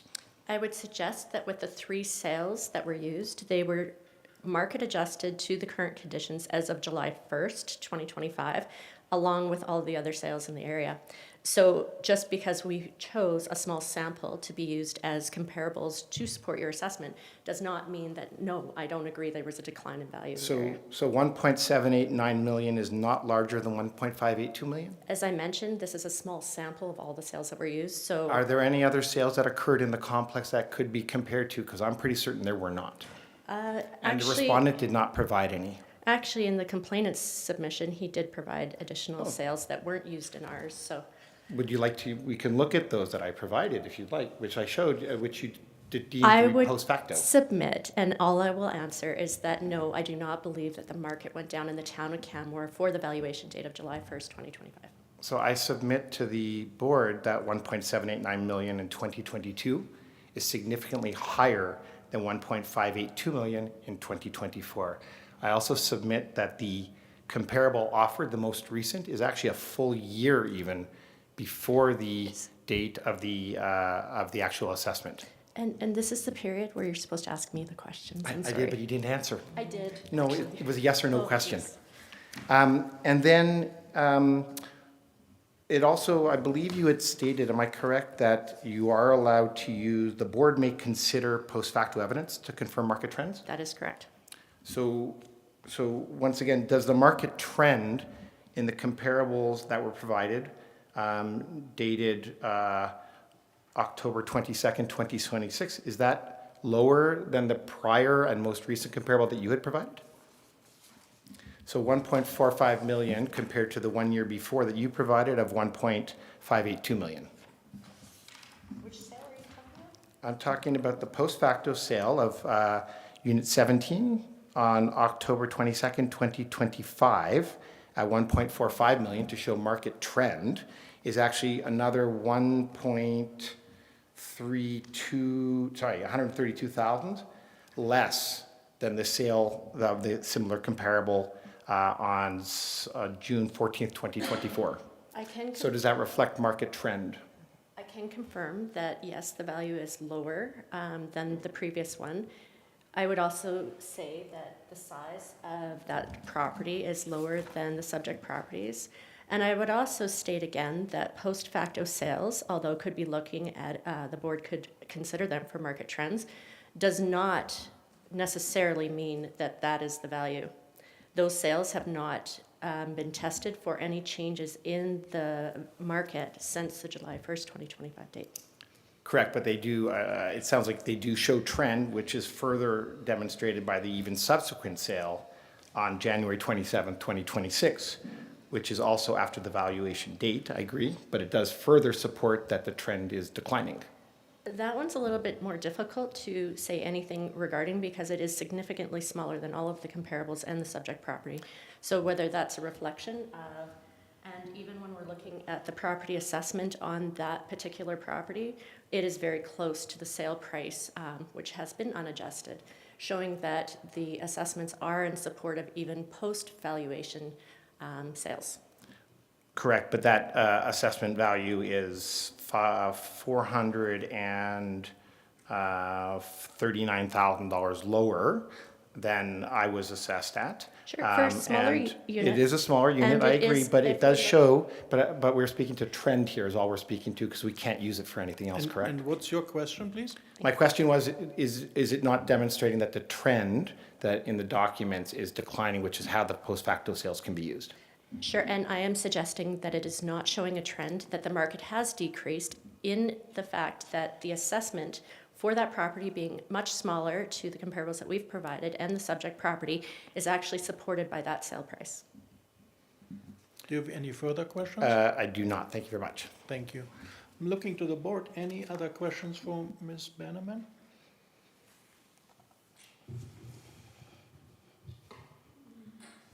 In the meantime, I have a question.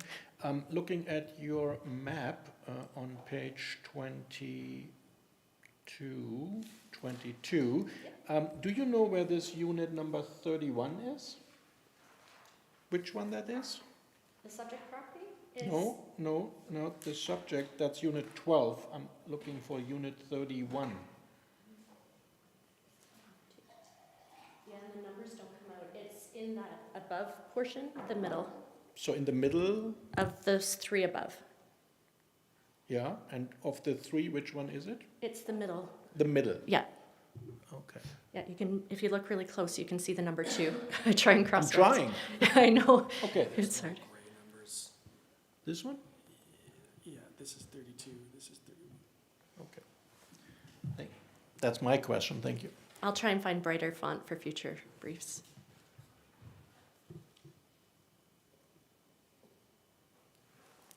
So that unit is smaller and in the middle, most likely not with the same view than the units on the south side. Is that correct? It is smaller than the subject property. Yeah. And may not have the same views. Yeah, Okay. that was my question. Thank you. Yeah. Any other questions? Yes. Can you tell me when the last time you went through this neighborhood was? Offhand. I'm just curious, I like, know, we go through so many periods. I know. Can you look at the last inspection date? I it's can. not the same as like the Google car coming Oh, through. yeah, no, we're through properties I can everywhere imagine. in town, but at an actual reinspection, is that what you were asking? Yes, that's the term I was looking for. Okay. Sometimes we do some of the smaller areas, such as, Wapiti Close and things like that. We'll do them independent of what we publish to council as what we're re-inspecting for the year, which we consider, In secret. well, not really in secret, just as Covertly. needed. 2022 was the last Okay, time this thank property you. was inspected. Yeah, sometimes condo complexes, apartment condos, et cetera, they have issues that we have to address, and we just do that at the time, but they're not part of our broader re-inspection cycle. Yep, no, I was just curious, it was something that was, something new I can ask. More questions? No, not at all. I have a question that maybe you can shed light on. How are we to use post facto sales to determine trends? So we can use it to determine trends, but we can't use it for valuation. So how can we use that data? So the use of post facto sales, just for why they would actually consider using them in trends, is because sometimes there'd be very limited market activity available, so there wouldn't be a lot of sales for properties. A lot of smaller municipalities in the province of Alberta, they maybe have like 5 sales a year, kind of thing. Whereas the town of Canmore has a lot of sales of properties, maybe not all perfect comparables, but we do have a lot of sales of properties that we rely on. So if you were in a situation where there hadn't been a sale in a municipality for 5 years, then you would maybe use that as a general trend, and consider that as trending for the market, even though it's post facto, because it might be the best information that's available. But certainly in a case where you have a lot of market information, as we've presented here today, I would be very cautious about using it with any kind of merit, because most times it would just be, if there's enough sales evidence to support the assessment, then it would be contrary to a lot of the board decisions and court decisions that we have. Did that explain somewhat? Yeah. I have a follow-up question to that. So post facto sales, in this case, we do know there are post facto sales. So in the following years, you would use those sales to set the new assessed value? That's correct. So if the sales occur after our valuation date, but before the next valuation date, which we're getting close to, and if they're valid land title transfers and valid transactions between a willing buyer and a willing seller, we would look at those, or they would be included in our analysis. We would look at the difference in time, analyze our 3 years again. We'd have that new year, get rid of an old year, analyze for time and market adjust it all to that like 2026 date. But yes, they would be used if they're valid transactions. Thank you. Any other questions? Thanks so much for your presentation.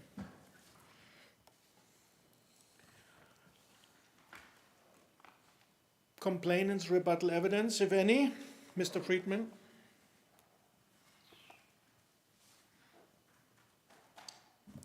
Yeah, I think it comes really down to where the market is at and what the best comparables are. So the larger Canmore sale market is irrelevant to this complex. As you can see, there's a certain number of sales. There's not a lot actually, but everything else going on elsewhere really doesn't, I think, compare. And so when you look at the comparables provided by the respondent and provided by myself, including the post facto, which I agree is not necessarily submissible today as direct evidence, but for trends, the trend is very, very clear. It peaked in 2022 as per the data was provided by the respondent, went down in 2023 and these are identical units with the exception of that 400-foot, and you could debate whether there's added value to it or not, one way or the other. Beauty's in the eye of the beholder, I will agree. But you go down from 2022 to 2023 to 2024. You then have 0 sales for a whole year that are able to be compared. So there isn't a lot of market comparables. All the adjustments and the calculations don't matter when it comes to assessing the individual unit. I know that is how it's done for the larger population. I agree to do all this. You can't do this for everyone individually and look at it for the whole town of Canmore. It's got to be a computerized algorithm that's going to spit it out, and that's why you are here today, and thank you for spending the time. But when you look at it, there's very clearly a trend, and the 2024 home that essentially is a comparable was 1.582. There are no sales really in 2025. Or from June 2022 forward until the next one happens on October 2025, so closest to our assessment date, which then confirms the trend of the decline up to 1.45 million. And it has continued since. I know we can't get into that now, but essentially it really shows you where the market is at, where it is going, and that is the most, to me, I would support or propose that is the most relevant information and comparables. When you've got essentially an identical home built by the same builder, there's nothing different. You can look on MLS, they look identical. They've got the same fireplace, the stone, the bricks, the chandeliers, the everything, identical. So there is nothing that differentiates except for that extra 3rd bedroom on the upper floor. So thank you very much. Thank you. Any questions from the respondent to the rebuttal? No? I'm looking to the board. Any questions? Just because I asked the respondent, and for the sake of fairness, how do you propose that we use the trend data specifically? I mean, I think if you're looking for a comparable, the most, in my honest opinion, the October 22nd, 2025 sale really is 4 months after the assessment date. And to me, that really reflects where the market value is at, which is what I've asked for in my assessment, which is the 1.45 million. And it has continued down since then. So it may even be lower next year. But I mean, to me, I think it's speaking to where the market in those townhouses is at. It's very clear. If I could sell my property last July, my wife and I have been looking actually to move into a single family residence with our 2 kids. And we unfortunately can't afford to because we can't sell our house for 1.7 million. There's just no chance. We actually had a real estate, am I allowed to say, or am I allowed to speak? But we actually have been looking to move out of the townhome complex for the last couple years. But we have had real estate agent and we've been looking, but our agent has assessed our property. He says in the 1.3 to 1.4 million is what he thinks we can get for it. And to make the jump into a single family home that's not going to need massive renovations. Neither my wife or I are super handy renovators. And she's a great decorator, but I'm not a renovator. It's too big a gap. And so we're not able to sell it for 1.7. I wish we could, but there's no chance. So there's no market. If you look at the ones on the market now, even there are one of them I think just sold and it was listed at 1.1. One of the smaller units, but it was 1.175 is what a current unit sold in that middle complex for. So like there is the gap to $550,000 to our unit. And I will also add, the respondent had stated that unit in the middle that you were asking about the location, it does have views. So they actually have, they have south-facing windows and balconies actually, that they have chairs and patio. They have 2 decks on the south side looking at all the mountains. So they do have views as well. Okay. Thank you. Thanks so much. You're welcome. Thank you.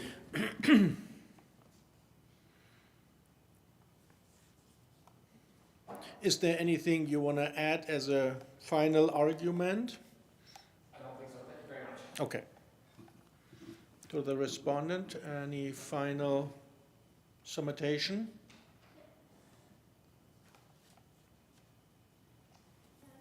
So just to summarize, what I've previously shared, the respondent submits that the assessed value of $1,705,000 reflects the market value as of the legislated valuation date of July 1st, 2025. It has been prepared in accordance with the Municipal Government Act and the matters relating to assessment and taxation regulation. Further to that, the annual roll is audited, and it did pass the annual audit. And that is the test for our statistical or ratio stats that we're required to provide. We further submit that the comparable sales relied upon by the respondent do provide reliable support for the assessed value. The complainant's reliance on percentage increases, generalized market commentary, simplistic price per square foot, post facto sales is inconsistent with accepted appraisal methodology and Alberta legislation. Further, as was just presented as oral argument, I realize he was answering a question, so I just do want to clarify that the value between 1.3 and 1.4 is the current period that we're in right now. It was a realtor opinion, and it was not disclosed to either party or all parties. So to clarify, post facto sales that occur after July 1st, 2025, they really should not be used to establish the market value for the 2025 assessment year. They were not known or knowable while the assessment was being prepared, and there's been no analysis at this point to see if this price, this post facto price, was a result of any changing market conditions after the valuation date. So we do not feel that the complainant has provided sufficient evidence demonstrating that his assessment is incorrect, inequitable, or unsupported by the market value. And this really is the onus is on the complainant, not the respondent, to build the complainant's case for them, which is some of what has been suggested. And then in addition, using the post facto sale of $1,450,000 as a comparator to his and the justification for having his assessment reduced, or the complainant's assessment reduced, it is a smaller unit. There's been no evidence to say that a smaller unit would sell for the same or less or more than a larger unit. Typically, in most municipalities, but certainly in Canmore, square footage does matter, so do number of bedrooms. So accordingly, the respondent respectfully requests that the Assessment Review Board confirm the 2025 assessment for $1,705,000. Thank you. Thank you, Ms. Benneman. Last word by the complainant. Do you have a last word? I just want to thank the three of you for sitting through these discussions and debates and having to come and reach a conclusion at the end of the day and giving your time to this process. So thank you for being here today to support this process. Thank you. Thank you, everyone, for your cooperation and for your helpful presentations. At this time, I would like to ask the parties if they feel that they have been heard today and if they feel that they have received a fair hearing. Yes, thank you very much. Thank you. Yes, we have. Thank you. I will now declare the hearing closed. No further evidence or submissions may be received by the board. The Municipal Government Act requires a written decision within 30 days and gives the clerk an additional 7 days to issue the decision. We will make every effort to meet or beat those requirements, and the clerk will forward our decision to you at our earliest opportunity. Thanks so much.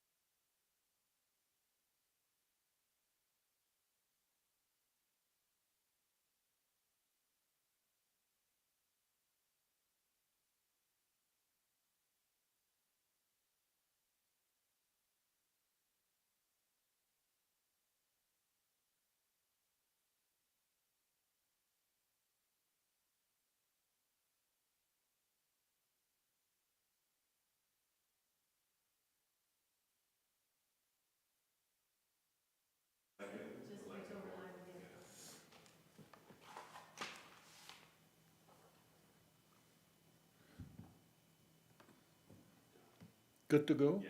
Thanks so much. 11:45, we will take a lunch break until 1 p.m.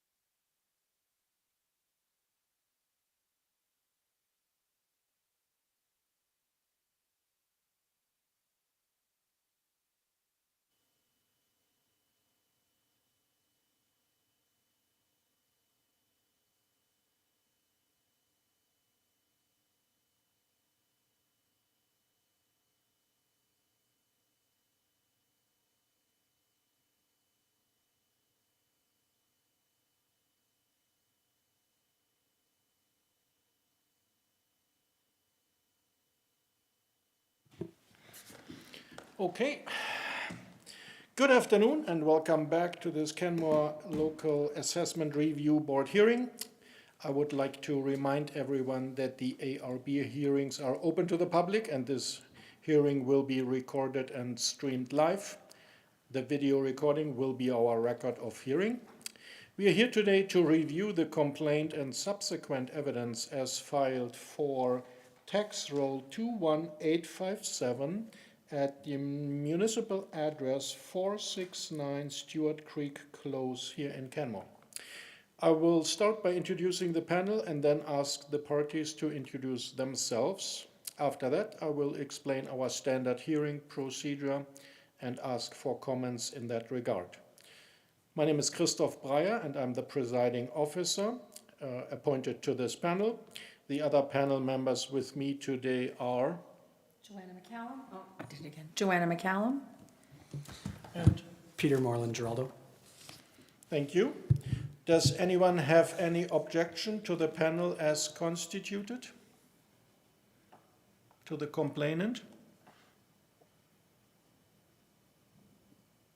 I just want to flag now that I do know Kristen and Andre, so if they have any concerns with me being on the panel, to raise that now, and I can recuse myself if they'd like. It's okay. We don't have any issue with him being on the panel. Great, so we are ready to proceed. I'm now going to have the parties introduce themselves, starting with the complainant. Would you please state for the record your name, organization, and your role in the hearing? Please indicate whether you are the owner of the property under complaint. Sorry, do I start?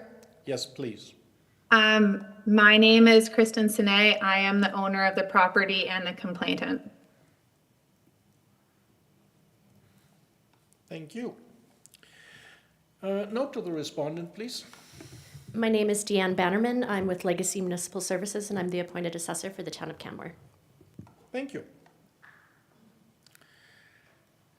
The LRB standard practice is to have the complainant present all of their evidence first, followed by questions from the respondent and then the panel.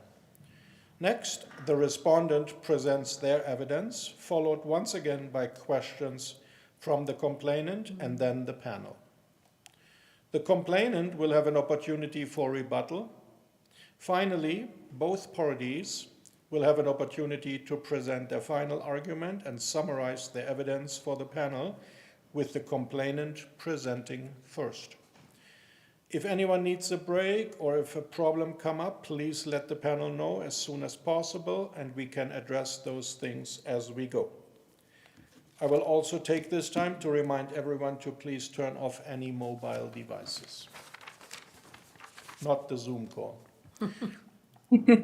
Are there any questions regarding the procedure today, or is everyone satisfied with the process as was laid out? To the complainant? I don't have any questions. Perfect, thanks. No questions, thank you. I see both parties have exchanged disclosure evidence before the hearing. To save time, I propose that we mark all documents for the record now. That won't stop anyone raising questions about admissibility later. If any such questions arise, we can still deal with them and strike material from the record later if necessary. Is everyone comfortable with this procedure? Yes. Thank you. Mr. Stever? Thank you very much. We received the following evidence for tax roll 21857. The complainant package C1, complaint form 8 pages. The complainant package C2, complainant disclosure 9 pages. And the respondent package R1, respondent disclosure 78 pages. Thank you. All right, Ms. Sine, it's ready for you to hear your evidence. And if you're set to go ahead, you're welcome. Similar to the last owner's dispute, the overall sales market in Canmore does not compare to this street. Stewart Creek Close is on the outskirts of town, and one side of the street backs onto a golf course. So the trend is very clear here as well, with sales peaking in 2023 and no sales on Stewart Creek Close have ever reached over $3 million since 2023, yet our home is being evaluated at $3,092,000. Due to 2 years of ongoing stress and a nightmare of completing landscaping trying to seek Three Sisters Mountain Village approval, if anyone knows, it is difficult to complete any landscaping on Stewart Creek Close with Three Sisters. It's extremely expensive. Ours isn't done, and properties that don't have landscaping finished generally don't sell or have a huge devaluation of their property. Our landscaping is not done and has not been approved by Three Sisters Mountain Village. We still have money held with Three Sisters that we have not received back. So yeah, many properties will sell for hundreds of thousands of dollars less on our street when landscaping with Three Sisters has not been finished and approval received. So that's something that is significantly missing here. The other thing is that we have a very steep cliff/slope in our backyard. So we've had to pay around $20,000 for geotechnical engineers to come in, and we're still working with them due to severe drainage issues in our property. So if anyone wants to complete or finish the landscaping, they'll have to pay for geotechnical engineers. On top of this, conveniently, two of the top realtors in all of Canmore live on our street and are our neighbors. Backing onto the golf course, Lori Mitchell and Marianne Kamenka. They sell the majority of homes on our street as well and provide the most accurate assessments. After contacting multiple realtors, our home has been assessed at $2.9 million if we were to sell. We could still end up taking less than that due to a variety of factors that I'll bring up after. The respondent came to their number using sales from 3 years ago and adjusted the overall market appreciation on a percentage basis that is not reflective of the actual market conditions or actual sales provided on our street since. They have also provided their independent assessments of neighboring properties instead of actual recent sales data, which I understand would, the most data has come out since July 1st, 2025, because there weren't any sales on our street for over a year. They have added a significant and unwarranted premium to our property, while at the same time comparing our property to neighbors assessed at lower values that have legal basement suites that are earning anywhere from $21,000 for a one-bedroom legal basement suite to $43,000 per year. Just to emphasize here, we own a property management company in Canmore. We do monthly and short-term rentals and are very familiar with the rental market and the premiums that homes with legal rental suites have. And I would like to make it clear that we do not have a legal rental suite. The highest sales that we have seen were in 2022 and 2023. Most importantly, 481 Stewart Creek Close, which was a very high-end luxury build home, far nicer than ours. Ours doesn't even come close.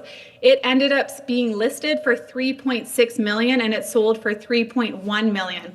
It's far larger than our house, way higher end furnishings, more privacy, vaulted ceilings. They had stone pillars and furnishings and a private suite. Our home doesn't even come close to theirs, a far bigger lot size, and they have no cliff in their backyard like we do. We have not seen any sales prices like that on our street since 2023, and it's highly unlikely that that house would sell for more than that now. The highest sales we have seen on our street, so the respondent is claiming that that property, 481 Stewart Creek Close, would now sell for $4.2 million in the data that they provided. This is highly inaccurate because there's absolutely no market data or sales that can be provided to assess the property this high, especially when 513 Stewart Creek Close, a 5-bedroom home at 5,279 square feet, way bigger lot, way more square feet, high-end property. It has been listed at $4.5 million for a year, and that property has sat on the market for 283 days to date and still has not sold.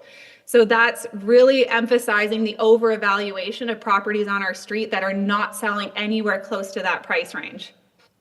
So I would argue that the value of 481 remains similar to the 2023 sales peak price, based on the 2026 data sales for our street. especially when we're looking at single dwelling homes that have sold on our street this year. They sold for 2.7 and 2.4 million. Additionally, 232 Stewart Creek Rise, a single dwelling home that's over 3,000 square feet, that's much larger than our house, was listed for 2.67, and they dropped their price twice down to 2.2 million. It sat on the market for over 180 days and did not sell and was delisted. They had a similar issue to our property where their landscaping was not complete as well. Our property has lower end cabinets and finishings than the majority on our street. Our living space is also on the ground floor, which is very uncommon on our street. On our street, most of the main living spaces are on the second floor with large decks and huge mountain views. Our home does not have that. Our home also does not have a legal 2-bedroom suite, so we are not bringing in $43,000 a year, which would also allow you to take out a larger mortgage to buy a larger home. In 2023, the peak year for sales prices on our street, 473 Stewart Creek Close, our immediate neighbor's house, sold for 2.7 million. They have a larger lot size, a bigger living area with a top floor with a large oversized deck and incomparable mountain views.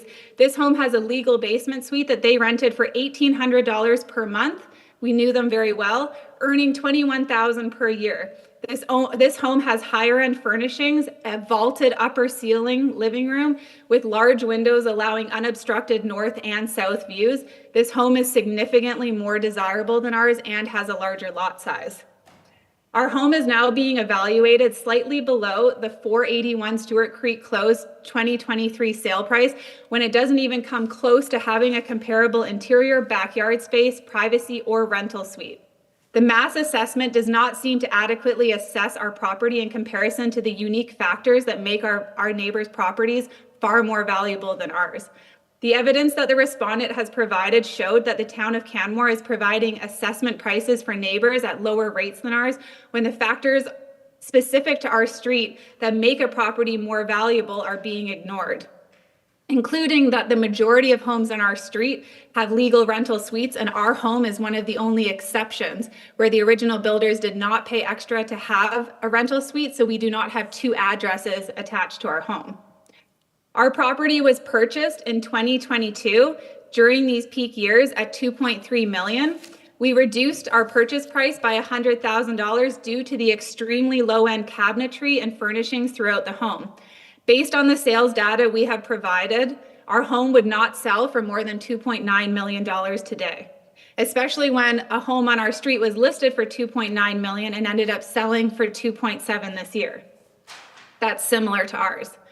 We have additional there is a significant lack of sales data being provided here in the respondent's assessment, especially recent data. The duplexes on our street are very high end. Many of them have far higher end furnishings than our property. They have way bigger backyards, way bigger windows, better views, and they hold their value very well. Their sales data can absolutely be used as a reference for evaluations on our street. We have additional deterrence to the value of our property. As I said earlier, we have a very steep cliff in our backyard, which makes the majority of our lot unusable and dangerous. Any landscaping that we want to complete has resulted in the requirement of geotechnical engineer's approval, which is very expensive. Our landscaping is not complete and does not have the approval of Three Sisters Mountain Village were we to sell. Our living space is on the lower floor, which is less desirable and not normal for our street. Our flooring and floating wood stairs are completely destroyed in our home from high energy dogs and children. We would have to replace all of the flooring. We do not have a legal basement suite, as most of the properties on our street do have.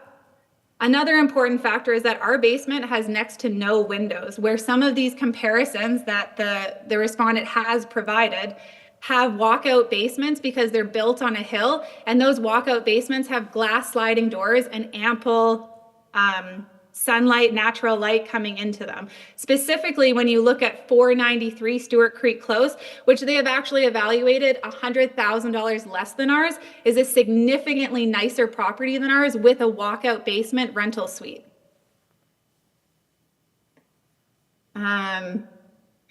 So I'd like to emphasize that the respondent also stated on page 17 of their disclosure, it is not sufficient to simply take an average per square foot value of neighboring properties and apply that average to the subject without taking into account differing characteristics of properties. Taking an average square footage of the neighborhood properties does not take into account any adjustments for features of those neighboring properties which differ from the subject. So I have shown that properties such as 493, square footage is slightly different, is a significantly nicer property than ours, and yet it's evaluated at $100,000 less than ours. When looking at a market trend, the post facto sales show a much lower sale price than the assessments that are being reflected in a lower market trend. Good afternoon and Oh. welcome back to this Canmore Local Sorry, Assessment what's Review happening? Board hearing. I would like to remind everyone that Hello? ARB hearings are only Sorry, there's a weird playback issue on our end. We'll get that sorted in a second. Sorry about this. the video recording One will be second. allowed for the hearing. Sorry, can you hear me now? I don't know what just happened. No, the live stream playback just kicked on, so it's really replaying itself. So just give me 2 seconds. I'll see if I can Okay. fix it on our end. Apologies.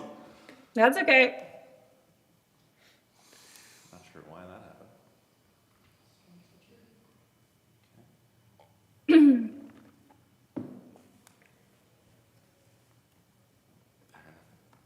Okay, you should be good. Okay. Not sure what that was. So I know in the last two cases, the post facto has come up a lot, and obviously it's not something that was used to create this initial number, but it is something that is important to use when there's a lack of sales data when creating this number. And luckily, in the past year, we've had 2 sales and 2 pending properties that we can reference to see the inaccuracy of the assessment provided to our house after having no sales since 2024. So when looking at the market trend, the post facto sales show a much lower sale price than the assessments provided and reflect a lower market trend than the assessments provided by the respondent. Supporting lower sales prices than 2023 or close to prices of that year means that the increased assessment values provided by the respondent are invalid. The sales rates provided on Stewart Creek Close in 2025 and 2026 do not suggest that properties like ours would sell for around 3.2 million or that 481 Stewart Creek Close would sell for 4.2 million today. The 2 sales that have taken place on our street this year sold for 2.7 and 2.4 million, which was a few $100,000 less than their asking prices.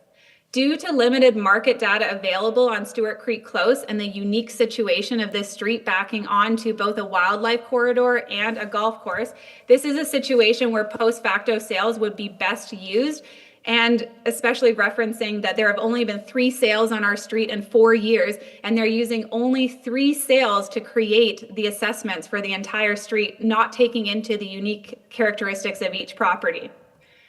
The respondent further submits that on page 23, the respondent further submits that the comparable sales relied upon within the respondent's disclosure provide stronger and more reliable evidence of market value than the sales referenced with the complainant's comparative market analysis. This is a small community, a small road, and all fairly new houses with very few sales. Post facto sales may not have been used to create this assessment, but they're showing a much lower value than the respondent is claiming. The properties the respondent is using for comparison both have legal basement suites. Upon review of the data the respondent has provided and the assessments provided to us from Canmore Realtors, including realtors living on our street, our assessment value should be $2.9 million. Thus, we are asking for a $192,000 reduction in the evaluation of our property.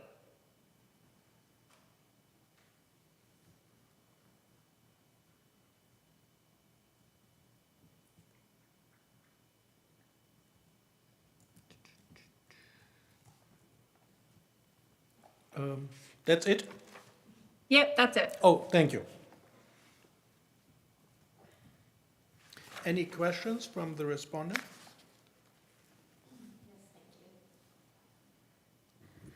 And I'm a little bit at a loss because a lot of the information that came out of this presentation was not raised as issues or evidence provided. So I'm going to try and remember everything that was said to ask questions regarding the level of evidence that was provided. So the complainant has mentioned that their living area finish is not as good as some of the surrounding areas or properties. So has the complainant provided any evidence of this in their submission to for the Assessment Review Board hearing? You do this all the time. You know how to do this. I'm just a local person that's trying to figure out how to do this. So I did not know or was not told I needed to submit photos of our low-end furnishings of our house. But if you looked up sales records, like you said in the previous conversations, that you can see the sales photos and that you do your assessments off of sales photos. So you would actually be doing your assessment, seeing the low-end Home Depot grade vanities in our house and the IKEA kitchen and everything when you're doing your assessments. Sure. So just to clarify, so you have not provided any evidence in your submission to the Assessment Review Board on this? No, I was not asked to. Okay, there was mentions of landscaping, geotechnical, and those types of issues. Have you provided any evidence to demonstrate what the cost of this is either, or the impact on the market value of the property, your subject property? No, I was not asked to. Okay.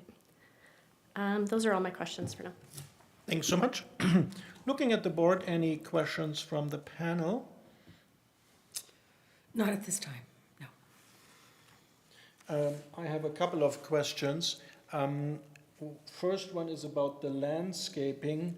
And when you bought did you buy the lot or did you buy the home? No, we bought the home in the winter, so we couldn't see the landscaping or anything because it was covered in snow. So the landscaping was covered in snow and Yes. the cliff or steep cliff? We could see the cliff, but all of the landscaping was covered in snow, so we didn't know that it all needed to be done. And when did you buy it? Which year did you buy the home, please? 2022, during COVID. 2022, and the sale price was? 2.3 million.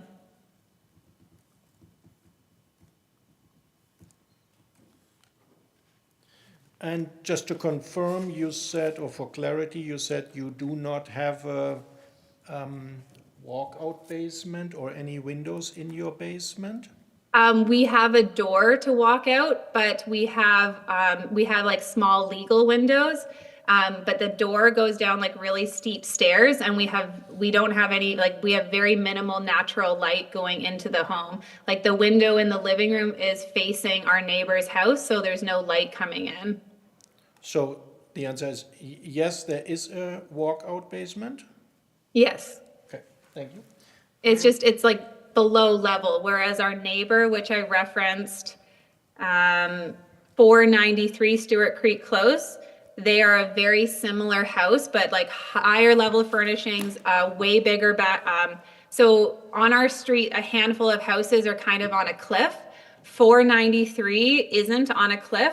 So their entire backyard is flat and usable. And because their home is kind of built on a hill, they have multiple levels of decks, and they have a walkout basement that actually has like glass sliding doors and ample lighting. So there's only a handful of houses on our street where a technical walkout basement is like walking downstairs underground to get in with no natural light.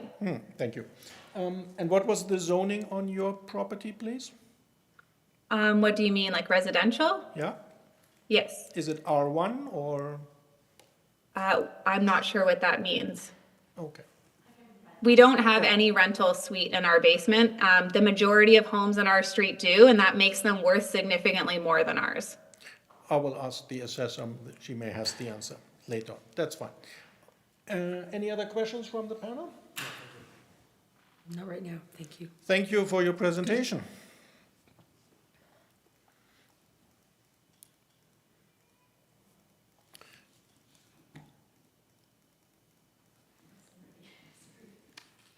Ms. Bannerman, your presentation as the respondent, please.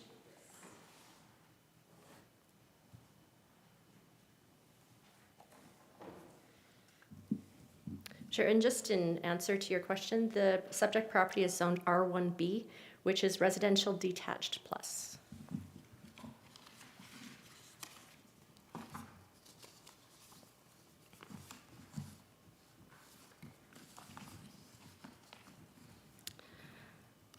All right, so we're here today discussing the property at 469 Stewart Creek Close, tax roll number 21857, and we're asking that the Assessment Review Board confirm the assessment for the subject property at $3,092,000.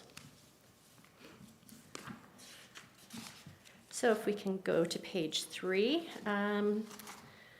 The respondent will demonstrate to the board that assessments must be prepared annually. The legislated valuation standard is market value, and the assessor must prepare assessments in a fair and equitable manner. If we turn to pages 4 through 7, we have a picture of the exterior of the subject property as well as aerial maps. And on page 6, showing the subject property located backing onto the golf course.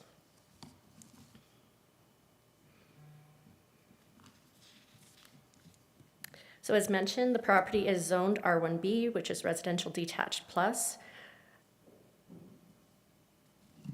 And, sorry, I'm trying to gather everything that came out new from the complainant to try and make sure that I address everything in our presentation.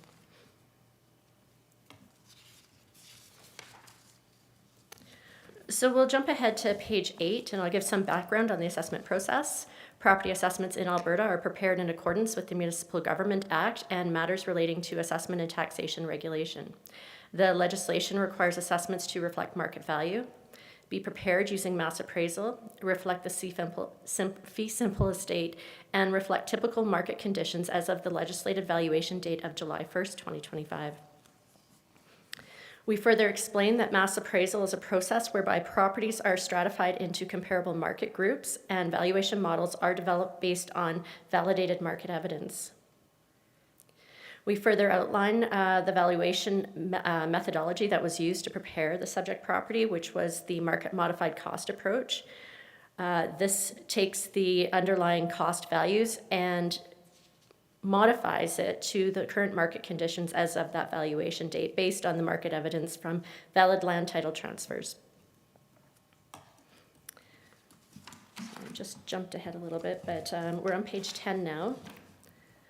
So we further explain that all residential sales occurring between July 1st, 2022 and June 30th, 2025 were analyzed and adjusted to reflect the market conditions as of the legislated valuation date of July 1st, 2025.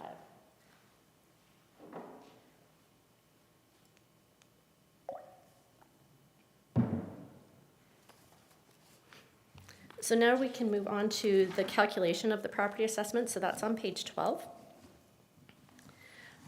So we do have the subject property as, just to clarify, because there was mention of no legal basement suite. You can see on our property detail report that we do have a basement suite finish on the subject property, and that is due to the finishing of it, whether it's legal or illegal. We don't have that information. We just show what the physical components are of that property.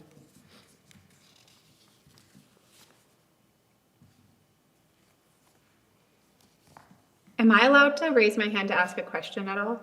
Not at the moment, sorry. Okay, Now it's up that's okay. to the respondent to present, and then you can ask Okay. questions. No problem.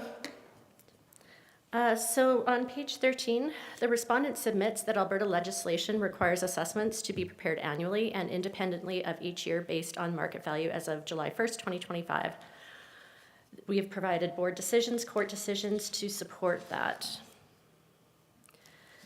And we are going to talk again about post facto sales, and I appreciate that the complainant has mentioned that.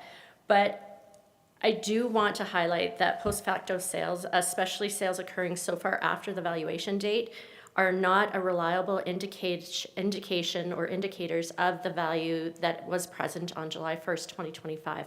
They could be a result of changing market conditions, but regardless, they were not able to be used in the preparation of the assessment, and therefore would be unfair to be used in a complaint to validate the assessment where they weren't even sold, and some of these have not. So I'll just jump ahead a little bit because I just want to use this as an example for the post facto sales to page 21, which is our response to the sales comparables provided by the complainant. I'm sorry, this is going to be a little jumpier than you're used to. So if you look at the list that we've put together, it does show all the differences in the property characteristics between all these properties, but it does show what the actual land title dates were for these properties. And I do have one error in my submission. It is for my comparable number 2, or from the complainant's rule number 21786. We show this as the last land title transfer for the subject property, which it is, but I realized that the complainant was referring to an MLS sale date into 2026. So this wasn't the sale that she was referencing. However, that sale does still support our current assessment and was used in the preparation of the assessments. So I'm going to take you back to page 15. So we have relied on several court and board decisions that support the fact that sales cannot be relied upon, post facto sales cannot be relied upon to establish value as of the valuation date. They can be looked at by the board, basically to see if there's any trends in the market. But in this particular case, we do have sufficient sales that did occur on or before the valuation date. And we do submit that this framework exists because assessments must reflect the value at a historical point in time and only based on information that was known or knowable as of July 1st. We're asking the board to place little weight on the comparables and the market report or comparative market analysis that the complainant submitted based on the fact that these sales all occurred well after the valuation date. And in fact, some of the analysis included listings.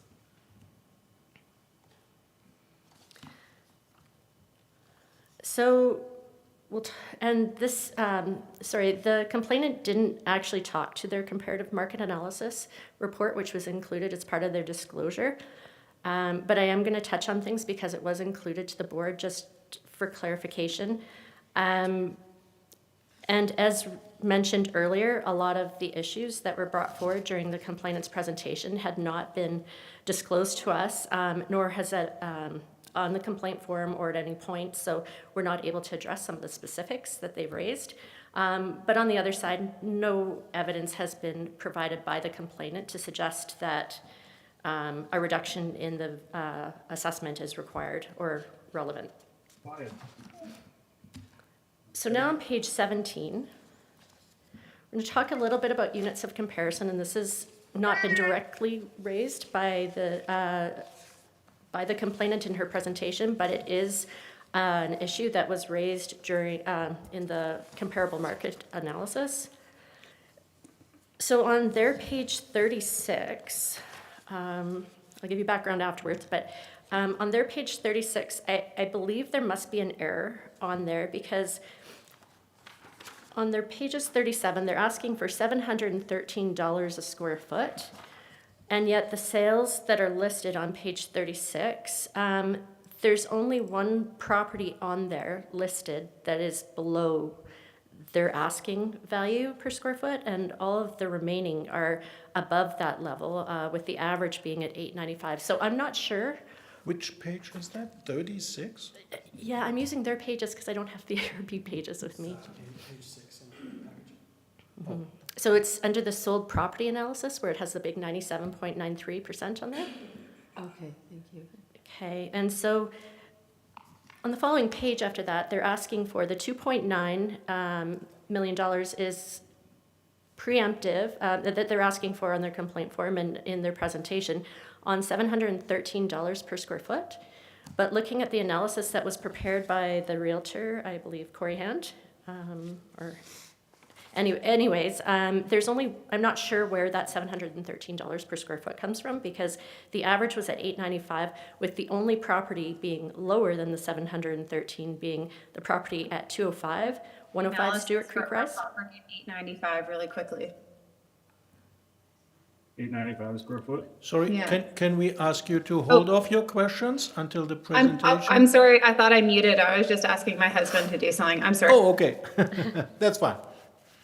Sure, and you'll have an opportunity to address this Yes. afterwards and One provide some clarity. I just didn't know how to ask questions on it earlier, which I would have, since it wasn't part of your original presentation. So yeah, I'm just highlighting that that amount doesn't make sense. And of course, the one at 534 per square foot, it's not a single detached house as well. So it would be reasonable that it would be lower per square foot. Yes, thank you. We managed through it.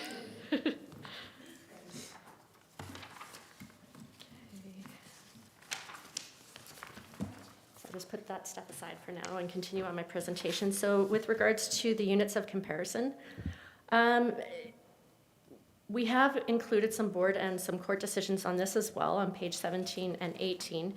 But basically what it is just simply using an average per square foot. It doesn't take into account all of the differences between a property. It doesn't take into account quality of construction finishing. It doesn't take into account your lot size if you have basement development. It doesn't take into account your location.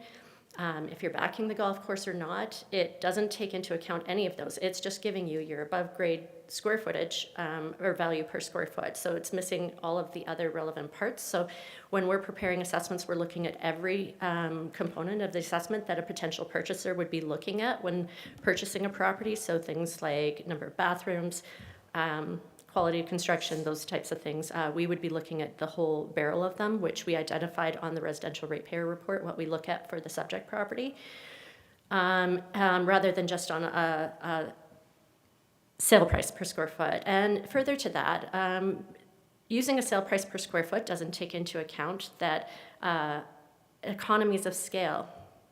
So economies of scale is an appraisal principle, and basically what it means, or what it intends to demonstrate, is that the larger the house, the smaller the value per square foot.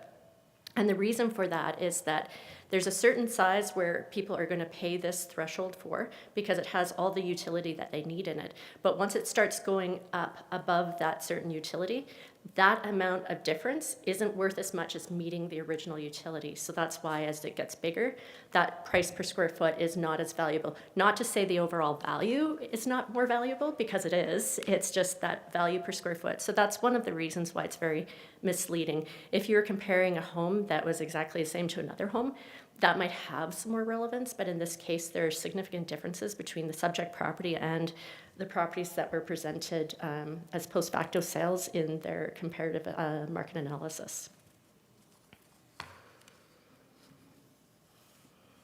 So we have provided on page 19 3 comparables, technically 4 if we include the sale price of the subject property, which we have as market adjusted to 2.9 million. We have the current assessment at $3,092,000. It's still within a reasonable ratio. It's within 5% of the assessment. And when we're talking about mass appraisal, we do have a range of values, and we do use multiple sales. So we're not adjusting every sale price or assessment to each individual sale price. So we've provided comparables that are on the same street, which can be identified on page 20. They're all within 6 houses of each other, so they've all got the same site influences. They're reasonably close in age, with the comparables 3 being the newest, but they have similar lot sizes. They all have the same site influences. And in this one, interestingly, and I didn't provide this, but just as a demonstration of the sale price per square foot, if you did the calculation out, the smaller homes do have the higher sale price per square foot, and the bigger ones are a lower sale price per square foot if we were only looking at the floor area, above grade floor area.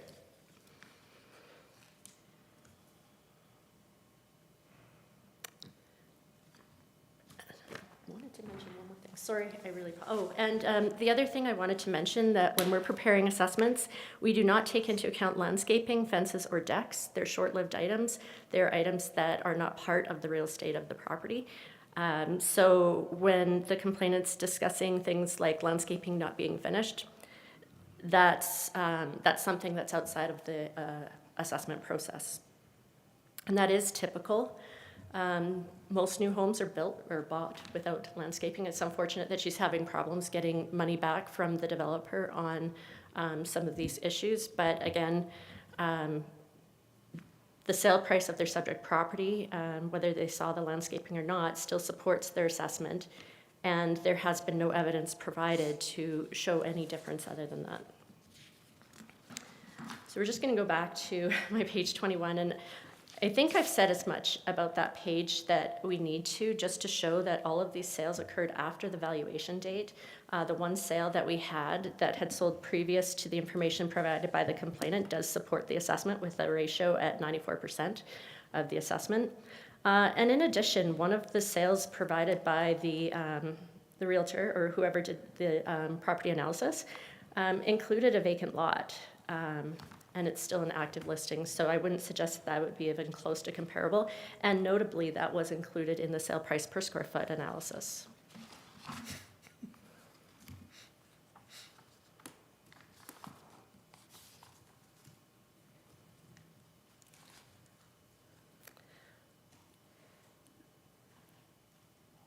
So just to summarize, and that's on my page 23, the respondent submits that the assessed value of $3,092,000 reflects the market value as of the legislated valuation date of July 1st, 2025, and that it's been prepared in accordance with the Municipal Government Act and matters relating to assessment and taxation regulation. The comparable sales relied on by the respondent provide stronger and more reliable evidence of market value than the sales referenced within the complainant's comparative market analysis. All of the sales provided by the complainant occurred or have not yet occurred after our legislative valuation date of July 1st, 2025. And many of the properties were materially different from the subject property because they consisted of duplex properties or vacant land rather than detached golf course backing residential properties. The sale price per square foot analysis and resulting ask for the revised assessment is not supported by averages or any kind of, it is the sale price per square foot that they're asking for their property assessment is the second lowest in the chart that they provided, only above a duplex property. I also want to highlight that year-over-year percentage changes are not recognized valuation methodologies under Alberta legislation. So overall, we submit that the assessment is fair and equitable relative to comparable detached residential properties within the Stewart Creek neighborhood, and it reflects market value as required by the legislation. We don't feel that the complainant has provided sufficient evidence demonstrating that the assessment is incorrect, inequitable, or unsupported by the market as of July 1st, 2025. So accordingly, we respectfully submit that and request that the Assessment Review Board confirm the 2025 assessment at $3,092,000. Thank you. I need more water. Thank you for your presentation, Ms. Bannerman. Any questions from the complainant? Now it's your turn to ask questions to Ms. Bannerman. I do have questions. I have, and one thing, like after this is the third one today, after listening to the first two, I've heard kind of like a lot of bureaucratic information repeated 3 times. I'm just wondering if there is any point when the respondent does acknowledge that they've missed things or that there are issues, or is it just normal in these processes to always stand there and reread the same information? So when it comes to evidence and acceptance of evidence, that is certainly a decision that the ARB makes. It is not something that the assessor or the respondent would make. So that's a question you'd have to turn back to the board. But for us, We are limited in what we can respond to, since the complainant is the person filing the complaint and they're initiating a formal complaint through the assessment review board process. It's the responsibility of them to provide the information to demonstrate that the assessment is incorrect. As us, the assessor, the respondent, we're just responding to any issues and evidence that's been provided. So if issues and evidence have not been submitted, we don't have anything to respond to, if that makes sense. Okay, and then a significant, possibly across the board flaw that I'm seeing come up is the lack of acknowledgement through documentation and through assessment of legal operating suites. So for example, our home is built with a floating staircase from the 3rd level all the way down to the basement, which would prevent a rental unit from being capable, whereas they're arguing that we still have a 2-bedroom finished basement. But a legal basement suite wouldn't have access to the upstairs. It would be completely private. It would have its own address, its own entrance, and it would have like the fuse box and HVAC and everything separate. The majority of our homes on our street have that, and we don't. And the respondent has made it very clear that they have not taken that into account at all with the assessment of our property, which severely impacts the resale value of our property. And what's your question? My question is why that's not being taken into account by assessors when that adds hundreds of thousands of dollars of value onto a property. And when I'm looking at their assessments, it'll just say walkout basement, but they haven't taken into account rental suites that make a property worth far more. Yeah, and that's something that we look at, or we could look at in future years as well, because, I mean, I don't disagree that having a basement suite it could add value. We haven't done the market analysis for it yet, nor do we have the data for it, but it is something that we can look at as improving our product for future years.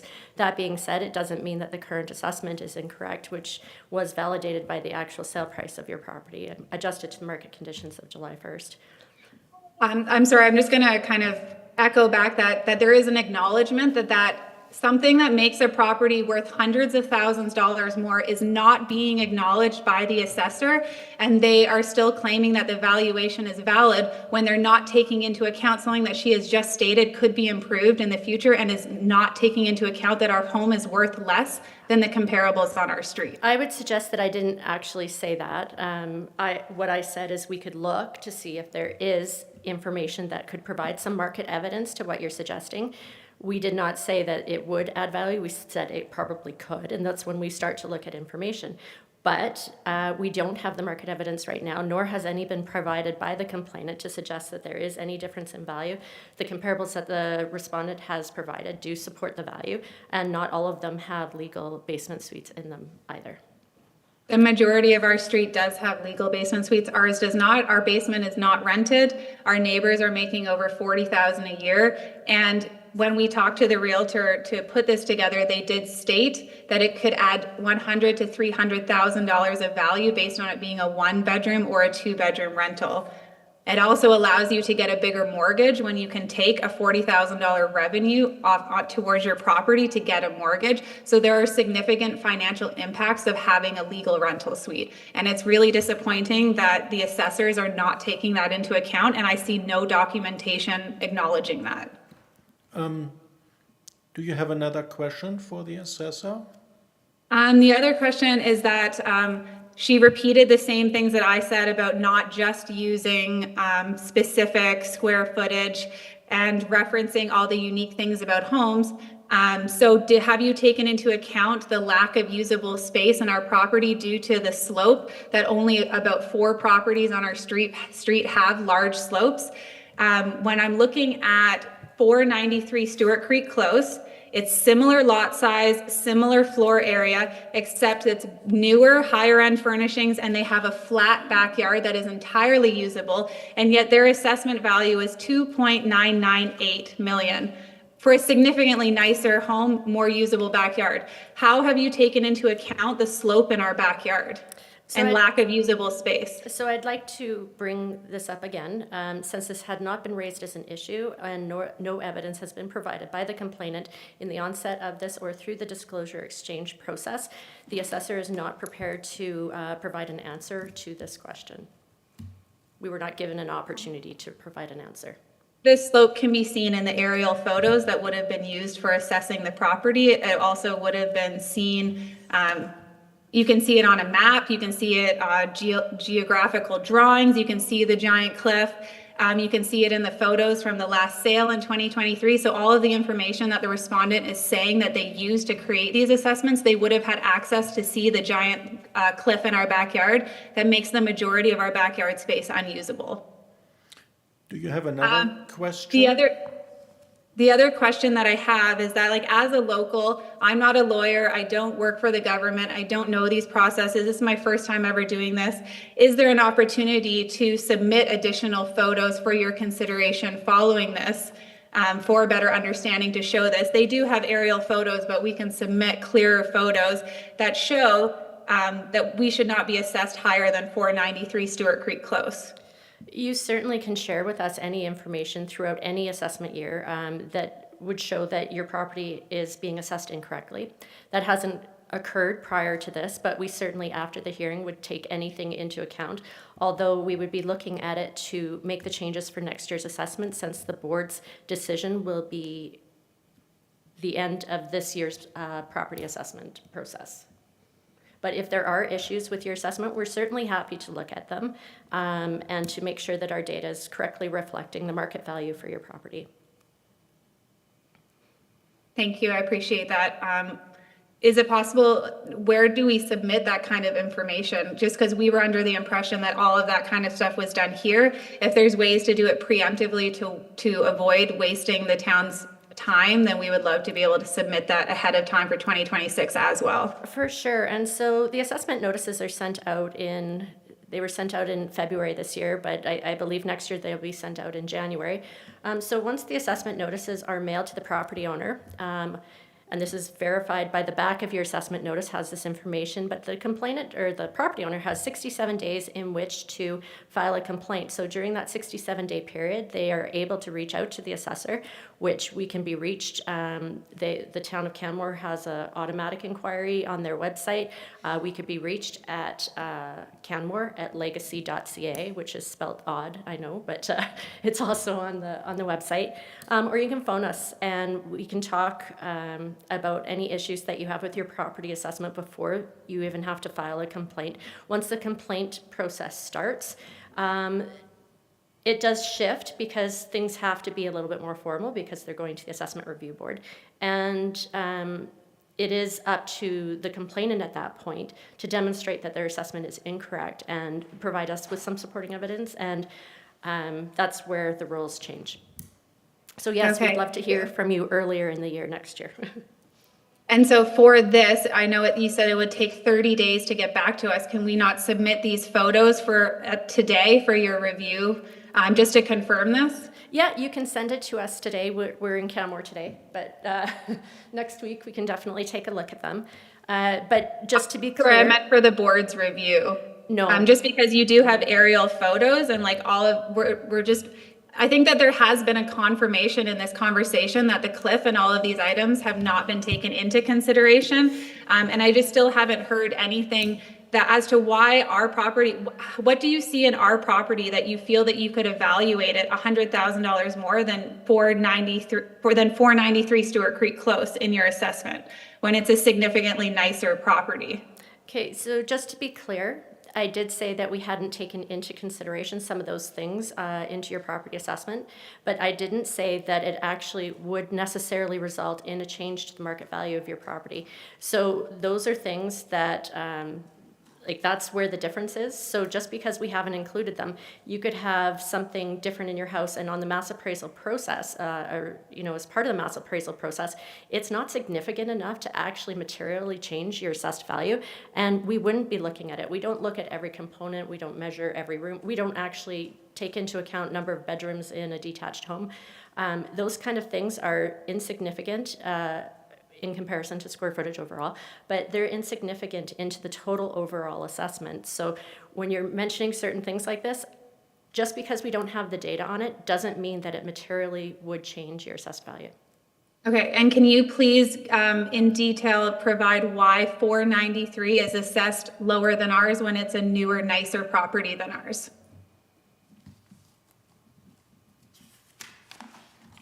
Or are you going back to square footage again, which you also said you couldn't argue from that standpoint? Yeah, no, what I argued, or what I said is that sale price per square foot or a value per unit isn't a valid kind of complaint.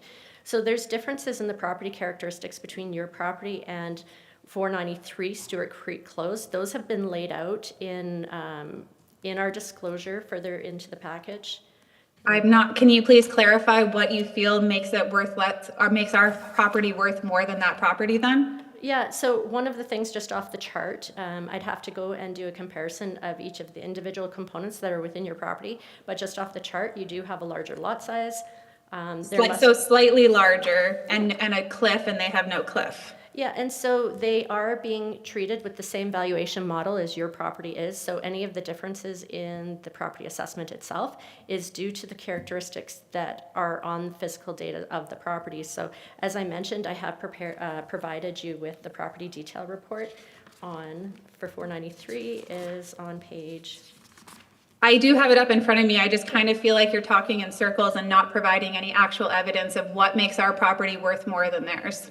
Yeah, so it's the individual components in their property that makes it worth more than yours, or yours So worth which more than theirs, individual yeah. components make our property worth more? Well, I can list them all for you, but it would be a little redundant since they are all in front of you. So all of the property characteristics that we put on the residential ratepayer report are the ones that are directly used in the assessment of the property. So those are all of the inputs into the valuation model. And so I also see an inaccuracy in ours. It says that we have two natural gas fire extinguishers. Excuse me, Ms. Sine, just want to remind you a little bit. We have heard the presentation from the assessor. Now is the time to ask a question. We are not discussing this. This has been presented firmly, and now you can ask a question. That's where we are And as of actually, now. a point I'm of order. sorry, I just don't feel like No, the question point of is being order. answered. Point of order I'd like to make is that when you ask the question, you need to allow the person to actually complete the answer and not interrupt them halfway through answering the question, please. Thank you. Do you have any further questions? My question still hasn't been answered. It's still not clear why we're being assessed $100,000 more than a nicer, newer property on our street. It's not clear at all. And I believe that I have answered that. So, just some of the different components, like I mentioned, and I'm not walking around it, but some of the different components in the property, it looks like you have more plumbing fixtures than they do. You have a full suite basement finish, so that means a higher quality finish than would be found in just basement finish, because it would include kitchens and better quality anyway. The finish in the other property has basement finish, so it's not the suite finish, it's the basement area for the above grade area, and isn't finished to the same quality as the other one, as yours. So there are very many things. You can take a look at it to satisfy your own curiosity, but all of those components go into the assessed value, not just the age, not just the square footage, but every single input that's been presented there. I've been in that property. We have IKEA and laminate cabinets in our basement. It's not a high-end finish, and they have a significantly nicer basement than ours. Again, newer, nicer, higher-end furnishings, larger space available to use in the backyard. I don't see any argument for how our property could possibly be worth over $100,000 more than theirs. Sure, and as I've suggested earlier, if you want to send us information on your property, we'd certainly take a look at it to make sure that the data that we have is correct, since you're raising it during the hearing. But, other than that, I think that I've made my submission, and I don't know if I can actually answer your question without... I don't think I can answer your question to your own satisfaction. And then my last question is there anywhere that we can file any sort of a complaint that legal basement suites are not being taken into account in these assessments? How would we move forward with addressing that with the town of Canmore?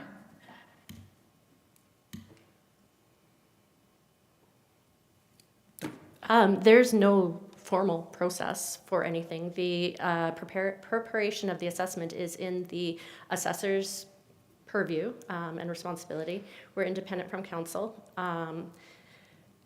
If you wanted to, you could email the town and they could forward it to us. But really, what I would like to say is I've heard you. It is something that we will look at. And if there is any evidence of any market adjustments that need to be required for future years or market evidence of anything, then it's something we can certainly look at. So as for the complaint process, no, I think you're kind of at the end through this process. But I do want to reassure you that I have heard you and it is something that we will look at for future years. Okay. Thank you. Without being allowed to submit any additional photos that I didn't know I should have submitted, there is nothing else that I have to contribute or say that I haven't said already. I believe that the evaluation should be 2.9 million. We couldn't sell our home for what it's being evaluated for. And we presented all of our evidence that we have. Do you have any other question? No. Thank you. Now I'm looking to the board, if the board has any Yeah, I questions have a for Ms. question. Benneman's presentation. And I just am wanting to understand, and I know that this isn't the evidence that you provided, Ms. Bannerman, but the summary of comparable properties that was provided by the complainant lists their square footage as 4,065 square feet.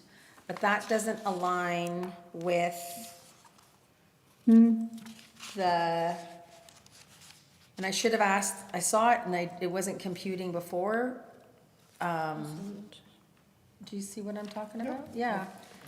Sorry, on page, Page 2 of the complainant's disclosure part. yes, One, on the map of comparable listings. It shows So it has on 4,000 2 square. pages, anyways, and I know that this isn't yours, but it contradicts with what you have in your evidence. So I'm curious if you can speak to that. Yeah, so that's the 4,065 square feet that Yeah. you're referencing? It's not my evidence nor my report, so I couldn't speak to it. I highly suspect that they've included basement area in that, so it's not all above grade square footage, but the Okay. complainant probably could provide that confirmation for you. Because I think that our floor area of 2713 is a lot more, 4,000 square feet for a two-story is quite large. Yeah. I'm sorry, page 2 of the comparative market analysis we submitted? The package that your real estate representative submitted, and it was part of the, sorry, I should have asked this before, I was sort of confused, and I thought maybe I'd gotten the addresses Is that the map confused. of comparable listings? So there's in your first complainant package, you provided the map of comparable listings. It was the comparative market analysis. And on the second page, or the third page of that, it states that your home has 5 bedrooms, 4 baths, and is 4,065 square feet. He's including the basement. But I don't have that document in front of me. But then it was also included in the second package that you folks sent? I only have the comparative market analysis that we were sent from the Realtor. That's the document we're looking at. That's the document that I'm looking at right now. It has 41 pages and I couldn't send the whole thing because of all the pictures. It was too big a file to attach. what did so you send? I just removed the So pictures. you sent So the it's not- first, of that comparative market analysis, the cover was sent. And then it was, pages 32, 33, and then it says the cover page for the analysis. 32, 33. And then it says 8 Oh. sold listings, 1 active listing is the next page, which is page 35, and then the sold property analysis, et cetera, Yeah, et cetera. I'm not sure why that's on there, but that would include basement. Okay, But we also, the question that came up earlier was in regards to a question about the average square footage. Like, I'm not a Realtor, I don't make these documents, I'm just going off of what we were provided. But when we did the square footage of our home at, where's my document? The proper amount, which is 2,713 square feet. at the $895,000 average from houses on our street, it was actually only 2.4 million. But obviously we do take into account the differences in the properties and that some of those are townhouses, but the duplexes do have a very high value per square footage, similar to the standalone homes. Any other question, Ms. Cullum? No, Meg sorry, I Cullum, just sorry. wanted to clarify what the 4,065 was. That was my biggest question based on, and Ms. Sene, just to confirm, you're thinking that is what we have here as your floor area of your home, is No, the- 2,713 square feet. Yes, that's the one that was submitted by the respondent. Yes, but I Yes. just was trying to understand the difference between that and the 4,000, and now I understand. Thank you very much. Any? No, that's all I have. Thank you. I have a question. My question is, if I understand correctly, landscaping, fences, and something else is not included. Decks. Decks. And so if that's not included in the assessed value, does it make a difference if it's there or if it's not there? Or let's say someone is spending a really great backyard and fences and decks and all that stuff, and it will not change assessed value for the following years? No, and the reason for that is things like decks and fences are short-lived items.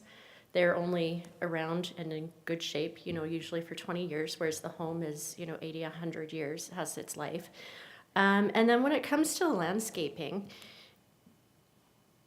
there's a difference between the first owner having it, spending $100,000 on landscaping for that property, sells the house, and the next owner doesn't maintain the house. So that is very short-lived. That's not even a 20-year kind of addition to the property, even though initially it might have cost the $100,000 for the landscaping. It is 100% due to maintenance and very careful maintenance on how you maintain that. So in this case, landscaping would include the Grass. slope, hill, rockies, whatever. I think in this case, when she was mentioning that there's a lack of landscaping, it would have been, and she can clarify this for me, but it would have been lack of grass and bushes, trees and things like But that. for you, it would not be included at all? No. Okay, that was my first question. And then,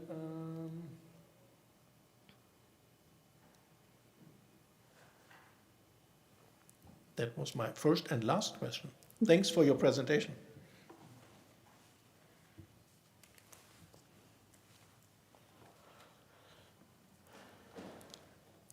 Now back to the complainant. Any rebuttal evidence? I just had one last question following your question. If half of someone's backyard is a steep and unusable slope, does that impact the value of their home? In answer to that question, it could in certain cases. And what we're looking at for that is the side of the mountain where it's like an actual cliff, not just a jut down. Those cases, we do look at maybe shrinking the lot a little bit. In cases where it's topography, where there's a slight slant, or if there's a slant, Canmore is built in the mountains, so it's very unusual for homes to all be built on flat surfaces, except for South Canmore, but it is unusual for the homes not to have some sort of influence from the mountains with regards to slope and topography. So it really depends, I guess. What I'm saying is the extent of it. If it's an actual rock drop-off where, it's like a cliff, which we do see in some places in Canmore, in those cases it would be warranted. It really would depend on the level that you're experiencing. And having been there, I haven't noted anything to raise an eyebrow as it being anything more extreme than anywhere else in the rest of Canmore. I guess my question more is that it's too steep for our children to walk down or use or anything. Would that be taken into consideration? Would you shrink the lot size when putting together the assessment in comparison to properties with flat lots beside us? Yeah, and it's unlikely that we would, just for a slope. We would really have to look at it in order for me to give you any definite answer. Yeah, it drops about 40 feet, 50 feet down, so. Yeah, I would have to look at it before I can answer you. Okay. If I may have a follow-up question, have you been in that area? Has that property area been reviewed? When are you going back potentially? Yeah, well, we're there almost every time we go because it's a new built area. So we're Yeah. constantly there for the annual work, obviously. Yeah, we're there every time we're in Canmore. Okay. So as for a formal reinspection review, we do have a fair level of confidence as to the data in that neighborhood, just based on the age. It's typically built in around like 1950. I'm losing it, 2015 and newer. So it's still a fairly new housing stock. The things that we would be looking in the area for would be things like basement development if it wasn't identified when it was originally built, which most of these have the development when they're first built. You know, or if a property owner raises a condition issue, which would be really unusual at this age in the neighborhood. Thank you. And if our, like our home backs onto like a steep hill cliff and then the golf course, so how would you be able to access our backyard to do assessments of it? Because there's no street there or anything to be able to see behind our house. So I believe there's a path behind the house between the golf course and your lot, but Not at our regardless, house. yeah, and regardless of that, I mean, if you want to share information with us, we certainly would look at it. This is the first time that we've had this raised as an issue, either through inquiries or through the complaint process for this area. So yeah, if you want to provide us with the information, we can certainly look at it, and if we need to arrange an inspection to come out to your property at a later date, then we can do that at that time as well. Okay, thank you. Any questions from the board? No, thank you. Okay, we're moving on to the summary. The complainant first, if you want to provide a summary. My summary is just that recent sales in the area have never gone over 3 million since 2023. There is no data to show that our house is worth over $3 million or that we could capture that. There are significant unique factors that aren't being taken into consideration in our neighborhood, including the use of legal suites, which can make $43,000 a month that we don't have, or sorry, a year that we don't have. The significant steep slope in our backyard that minimizes our backyard to the comparable property 493 that's evaluated $100,000 less than ours. That is newer, higher end furnishings, significantly nicer. The sales prices on our street historically still don't take into account our property being worth this, and I think that we've proven that. Yeah, that's all I have to say. And moving forward, I will send more photos when I come back next year. Thank you. To the respondent, your summary, please.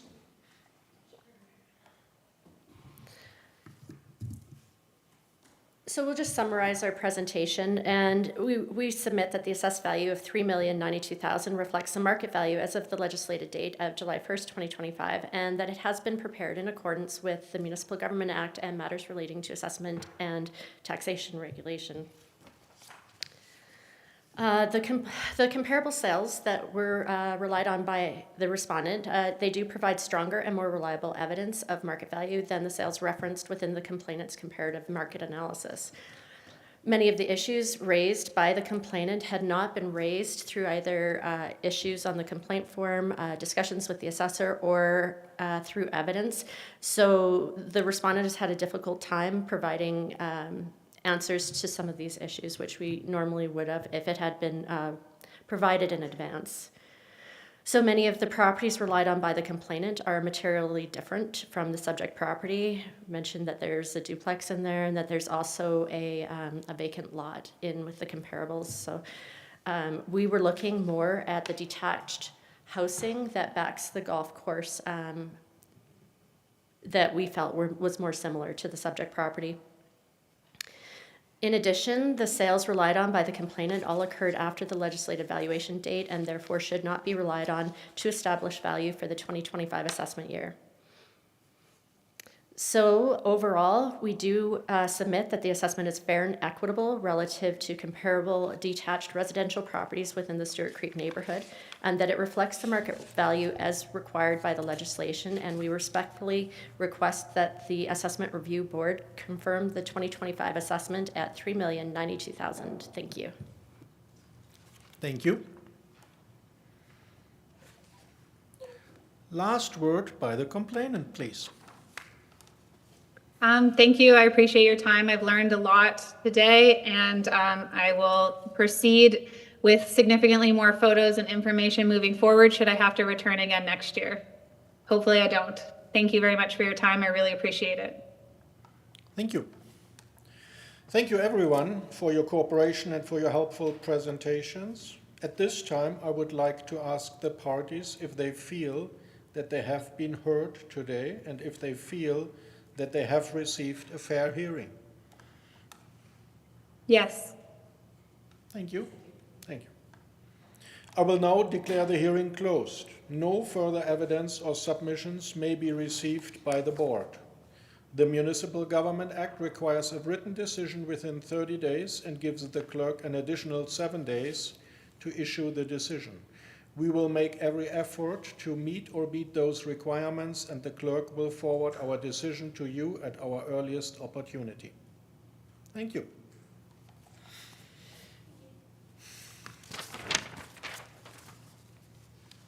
Do I just leave now?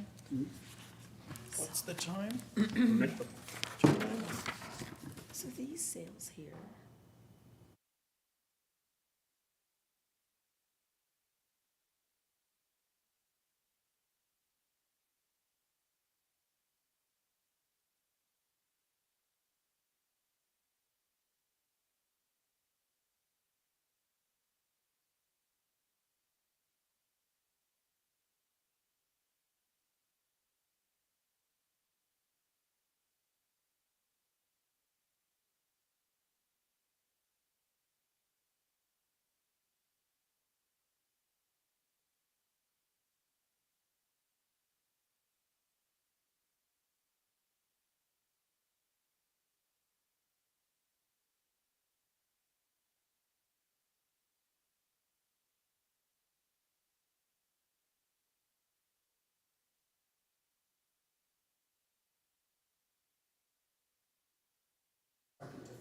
Perfect.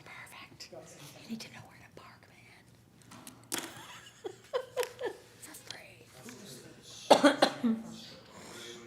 Ashworth, hang on 1 second, sir.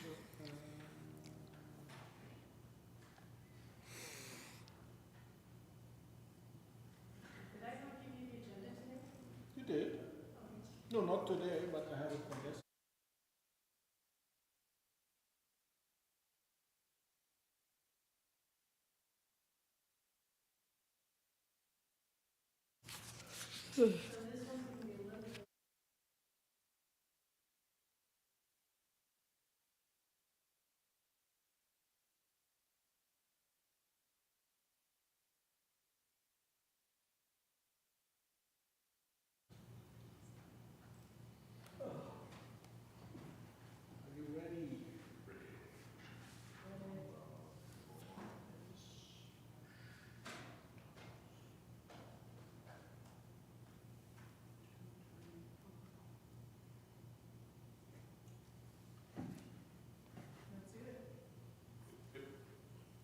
Good to go?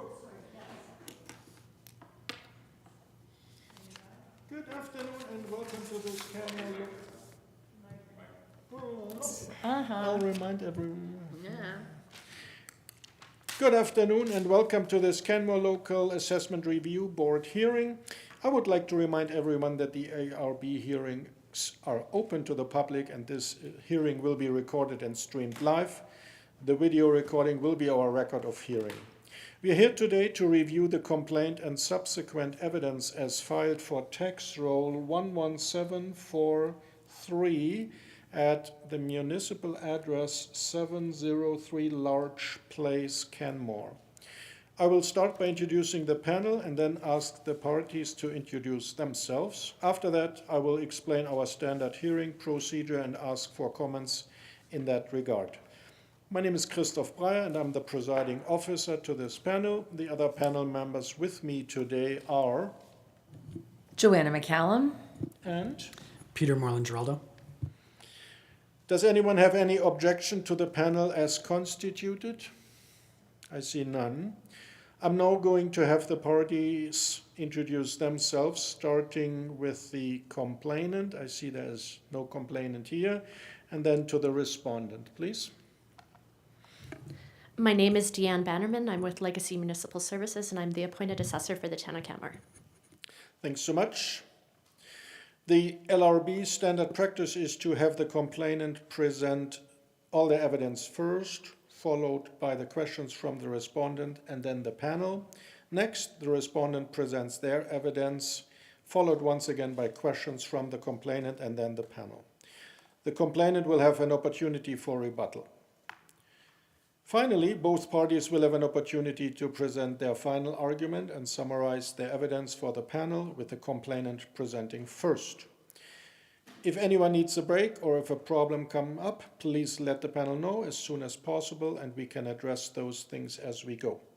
I will also take this time to remind everyone to please turn off any mobile devices. Are there any questions regarding the procedure today, or is everyone satisfied with the process as was laid out? I see both parties have exchanged disclosure evidence before the hearing. To save time, I propose that we mark all documents for the record now. That won't stop anyone raising questions about admissibility later. If any such questions arise, we can still deal with them and strike material from the record later if necessary. Is everyone comfortable with this procedure? Mr. Stevens. Thank you. We received the following for tax roll 11743, the complainant package C1, the complaint form, 2 pages, and the respondent package R1, respondent disclosure, 44 pages. Thank you. Are there any other preliminary issues for the panel to address?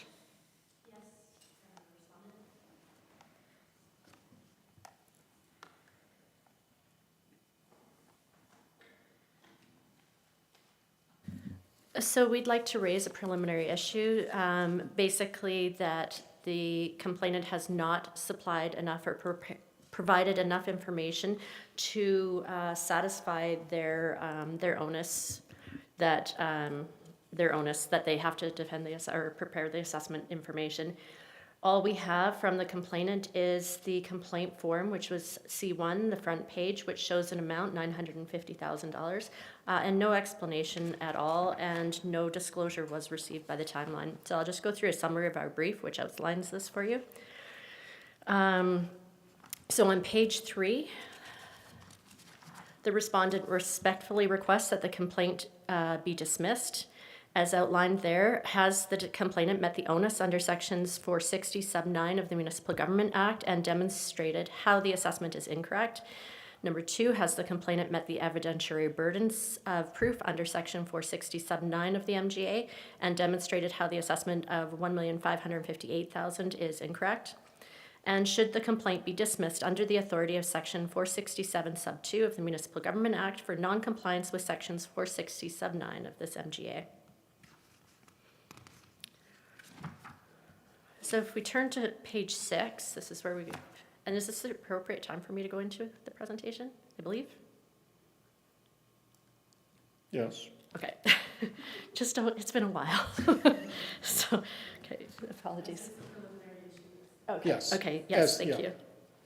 So turning to page 6 of the respondent's disclosure, the primary issue before the board is the complainant's failure to disclose any documentary evidence or written argument within the legislative timelines established under the matters relating to assessment complaints regulations. The notice of hearing was sent to the complainant on April 21st, 2026, and it clearly outlined the complainant's disclosure obligations and deadlines. Supporting documents for all of this can be found in our material as well. So if we turn specifically to pages 38 and 40 of our package.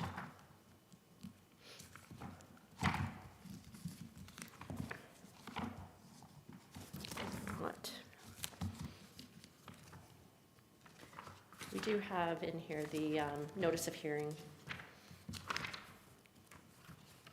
Yes. Yes, okay. April So 21. basically, that confirms what I've just said. So the notice of hearing clearly advised the complainant that documentary evidence and written argument were required to be disclosed, that disclosure must be provided to both the Assessment Review Board clerk and to the respondent, and that the complainant's disclosure deadline was May 7th, 2026. The notice of hearing also specifically advised that the local Assessment Review Board is not permitted to consider any matters not identified on the complaint form. Additionally, no new evidence may be introduced during the hearing. Despite these clear legislative requirements and timelines, the complainant failed to provide any documentary evidence or written argument on or before the legislated date to either the board clerk or to Legacy Municipal Services.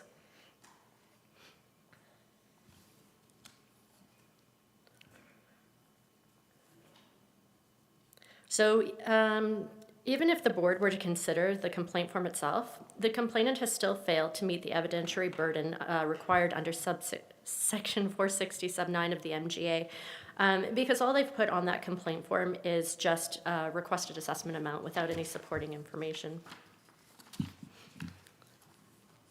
So the responsibility, it is the onus of the property owner or the complainant to indicate what information shown on the assessment notice is incorrect, explain in what respect the information is incorrect, indicate what the correct information is, and identify the requested assessed value. The courts and boards have consistently confirmed that the onus rests with the complainant to prove that an assessment is incorrect.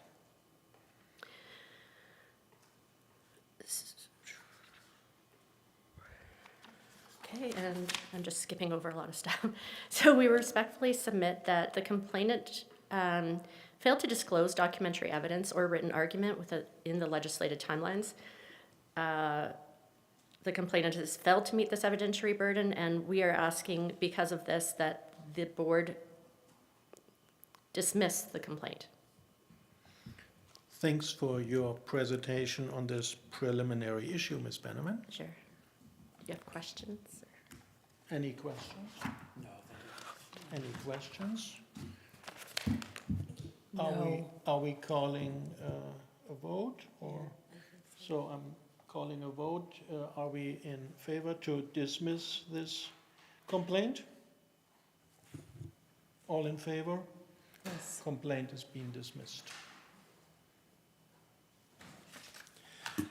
Thank you, everyone, for your cooperation and for your helpful presentations. At this time, I would like to ask the parties if they feel that they have been heard today and if they feel that they have received a fair hearing. Yes. Oh. I will now declare the hearing closed. No further evidence or submissions may be received by the board.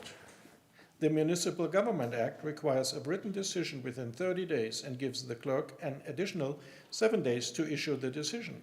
We will make every effort to meet or beat those requirements, and the clerk will forward our decision to you at our earliest opportunity. 2:31.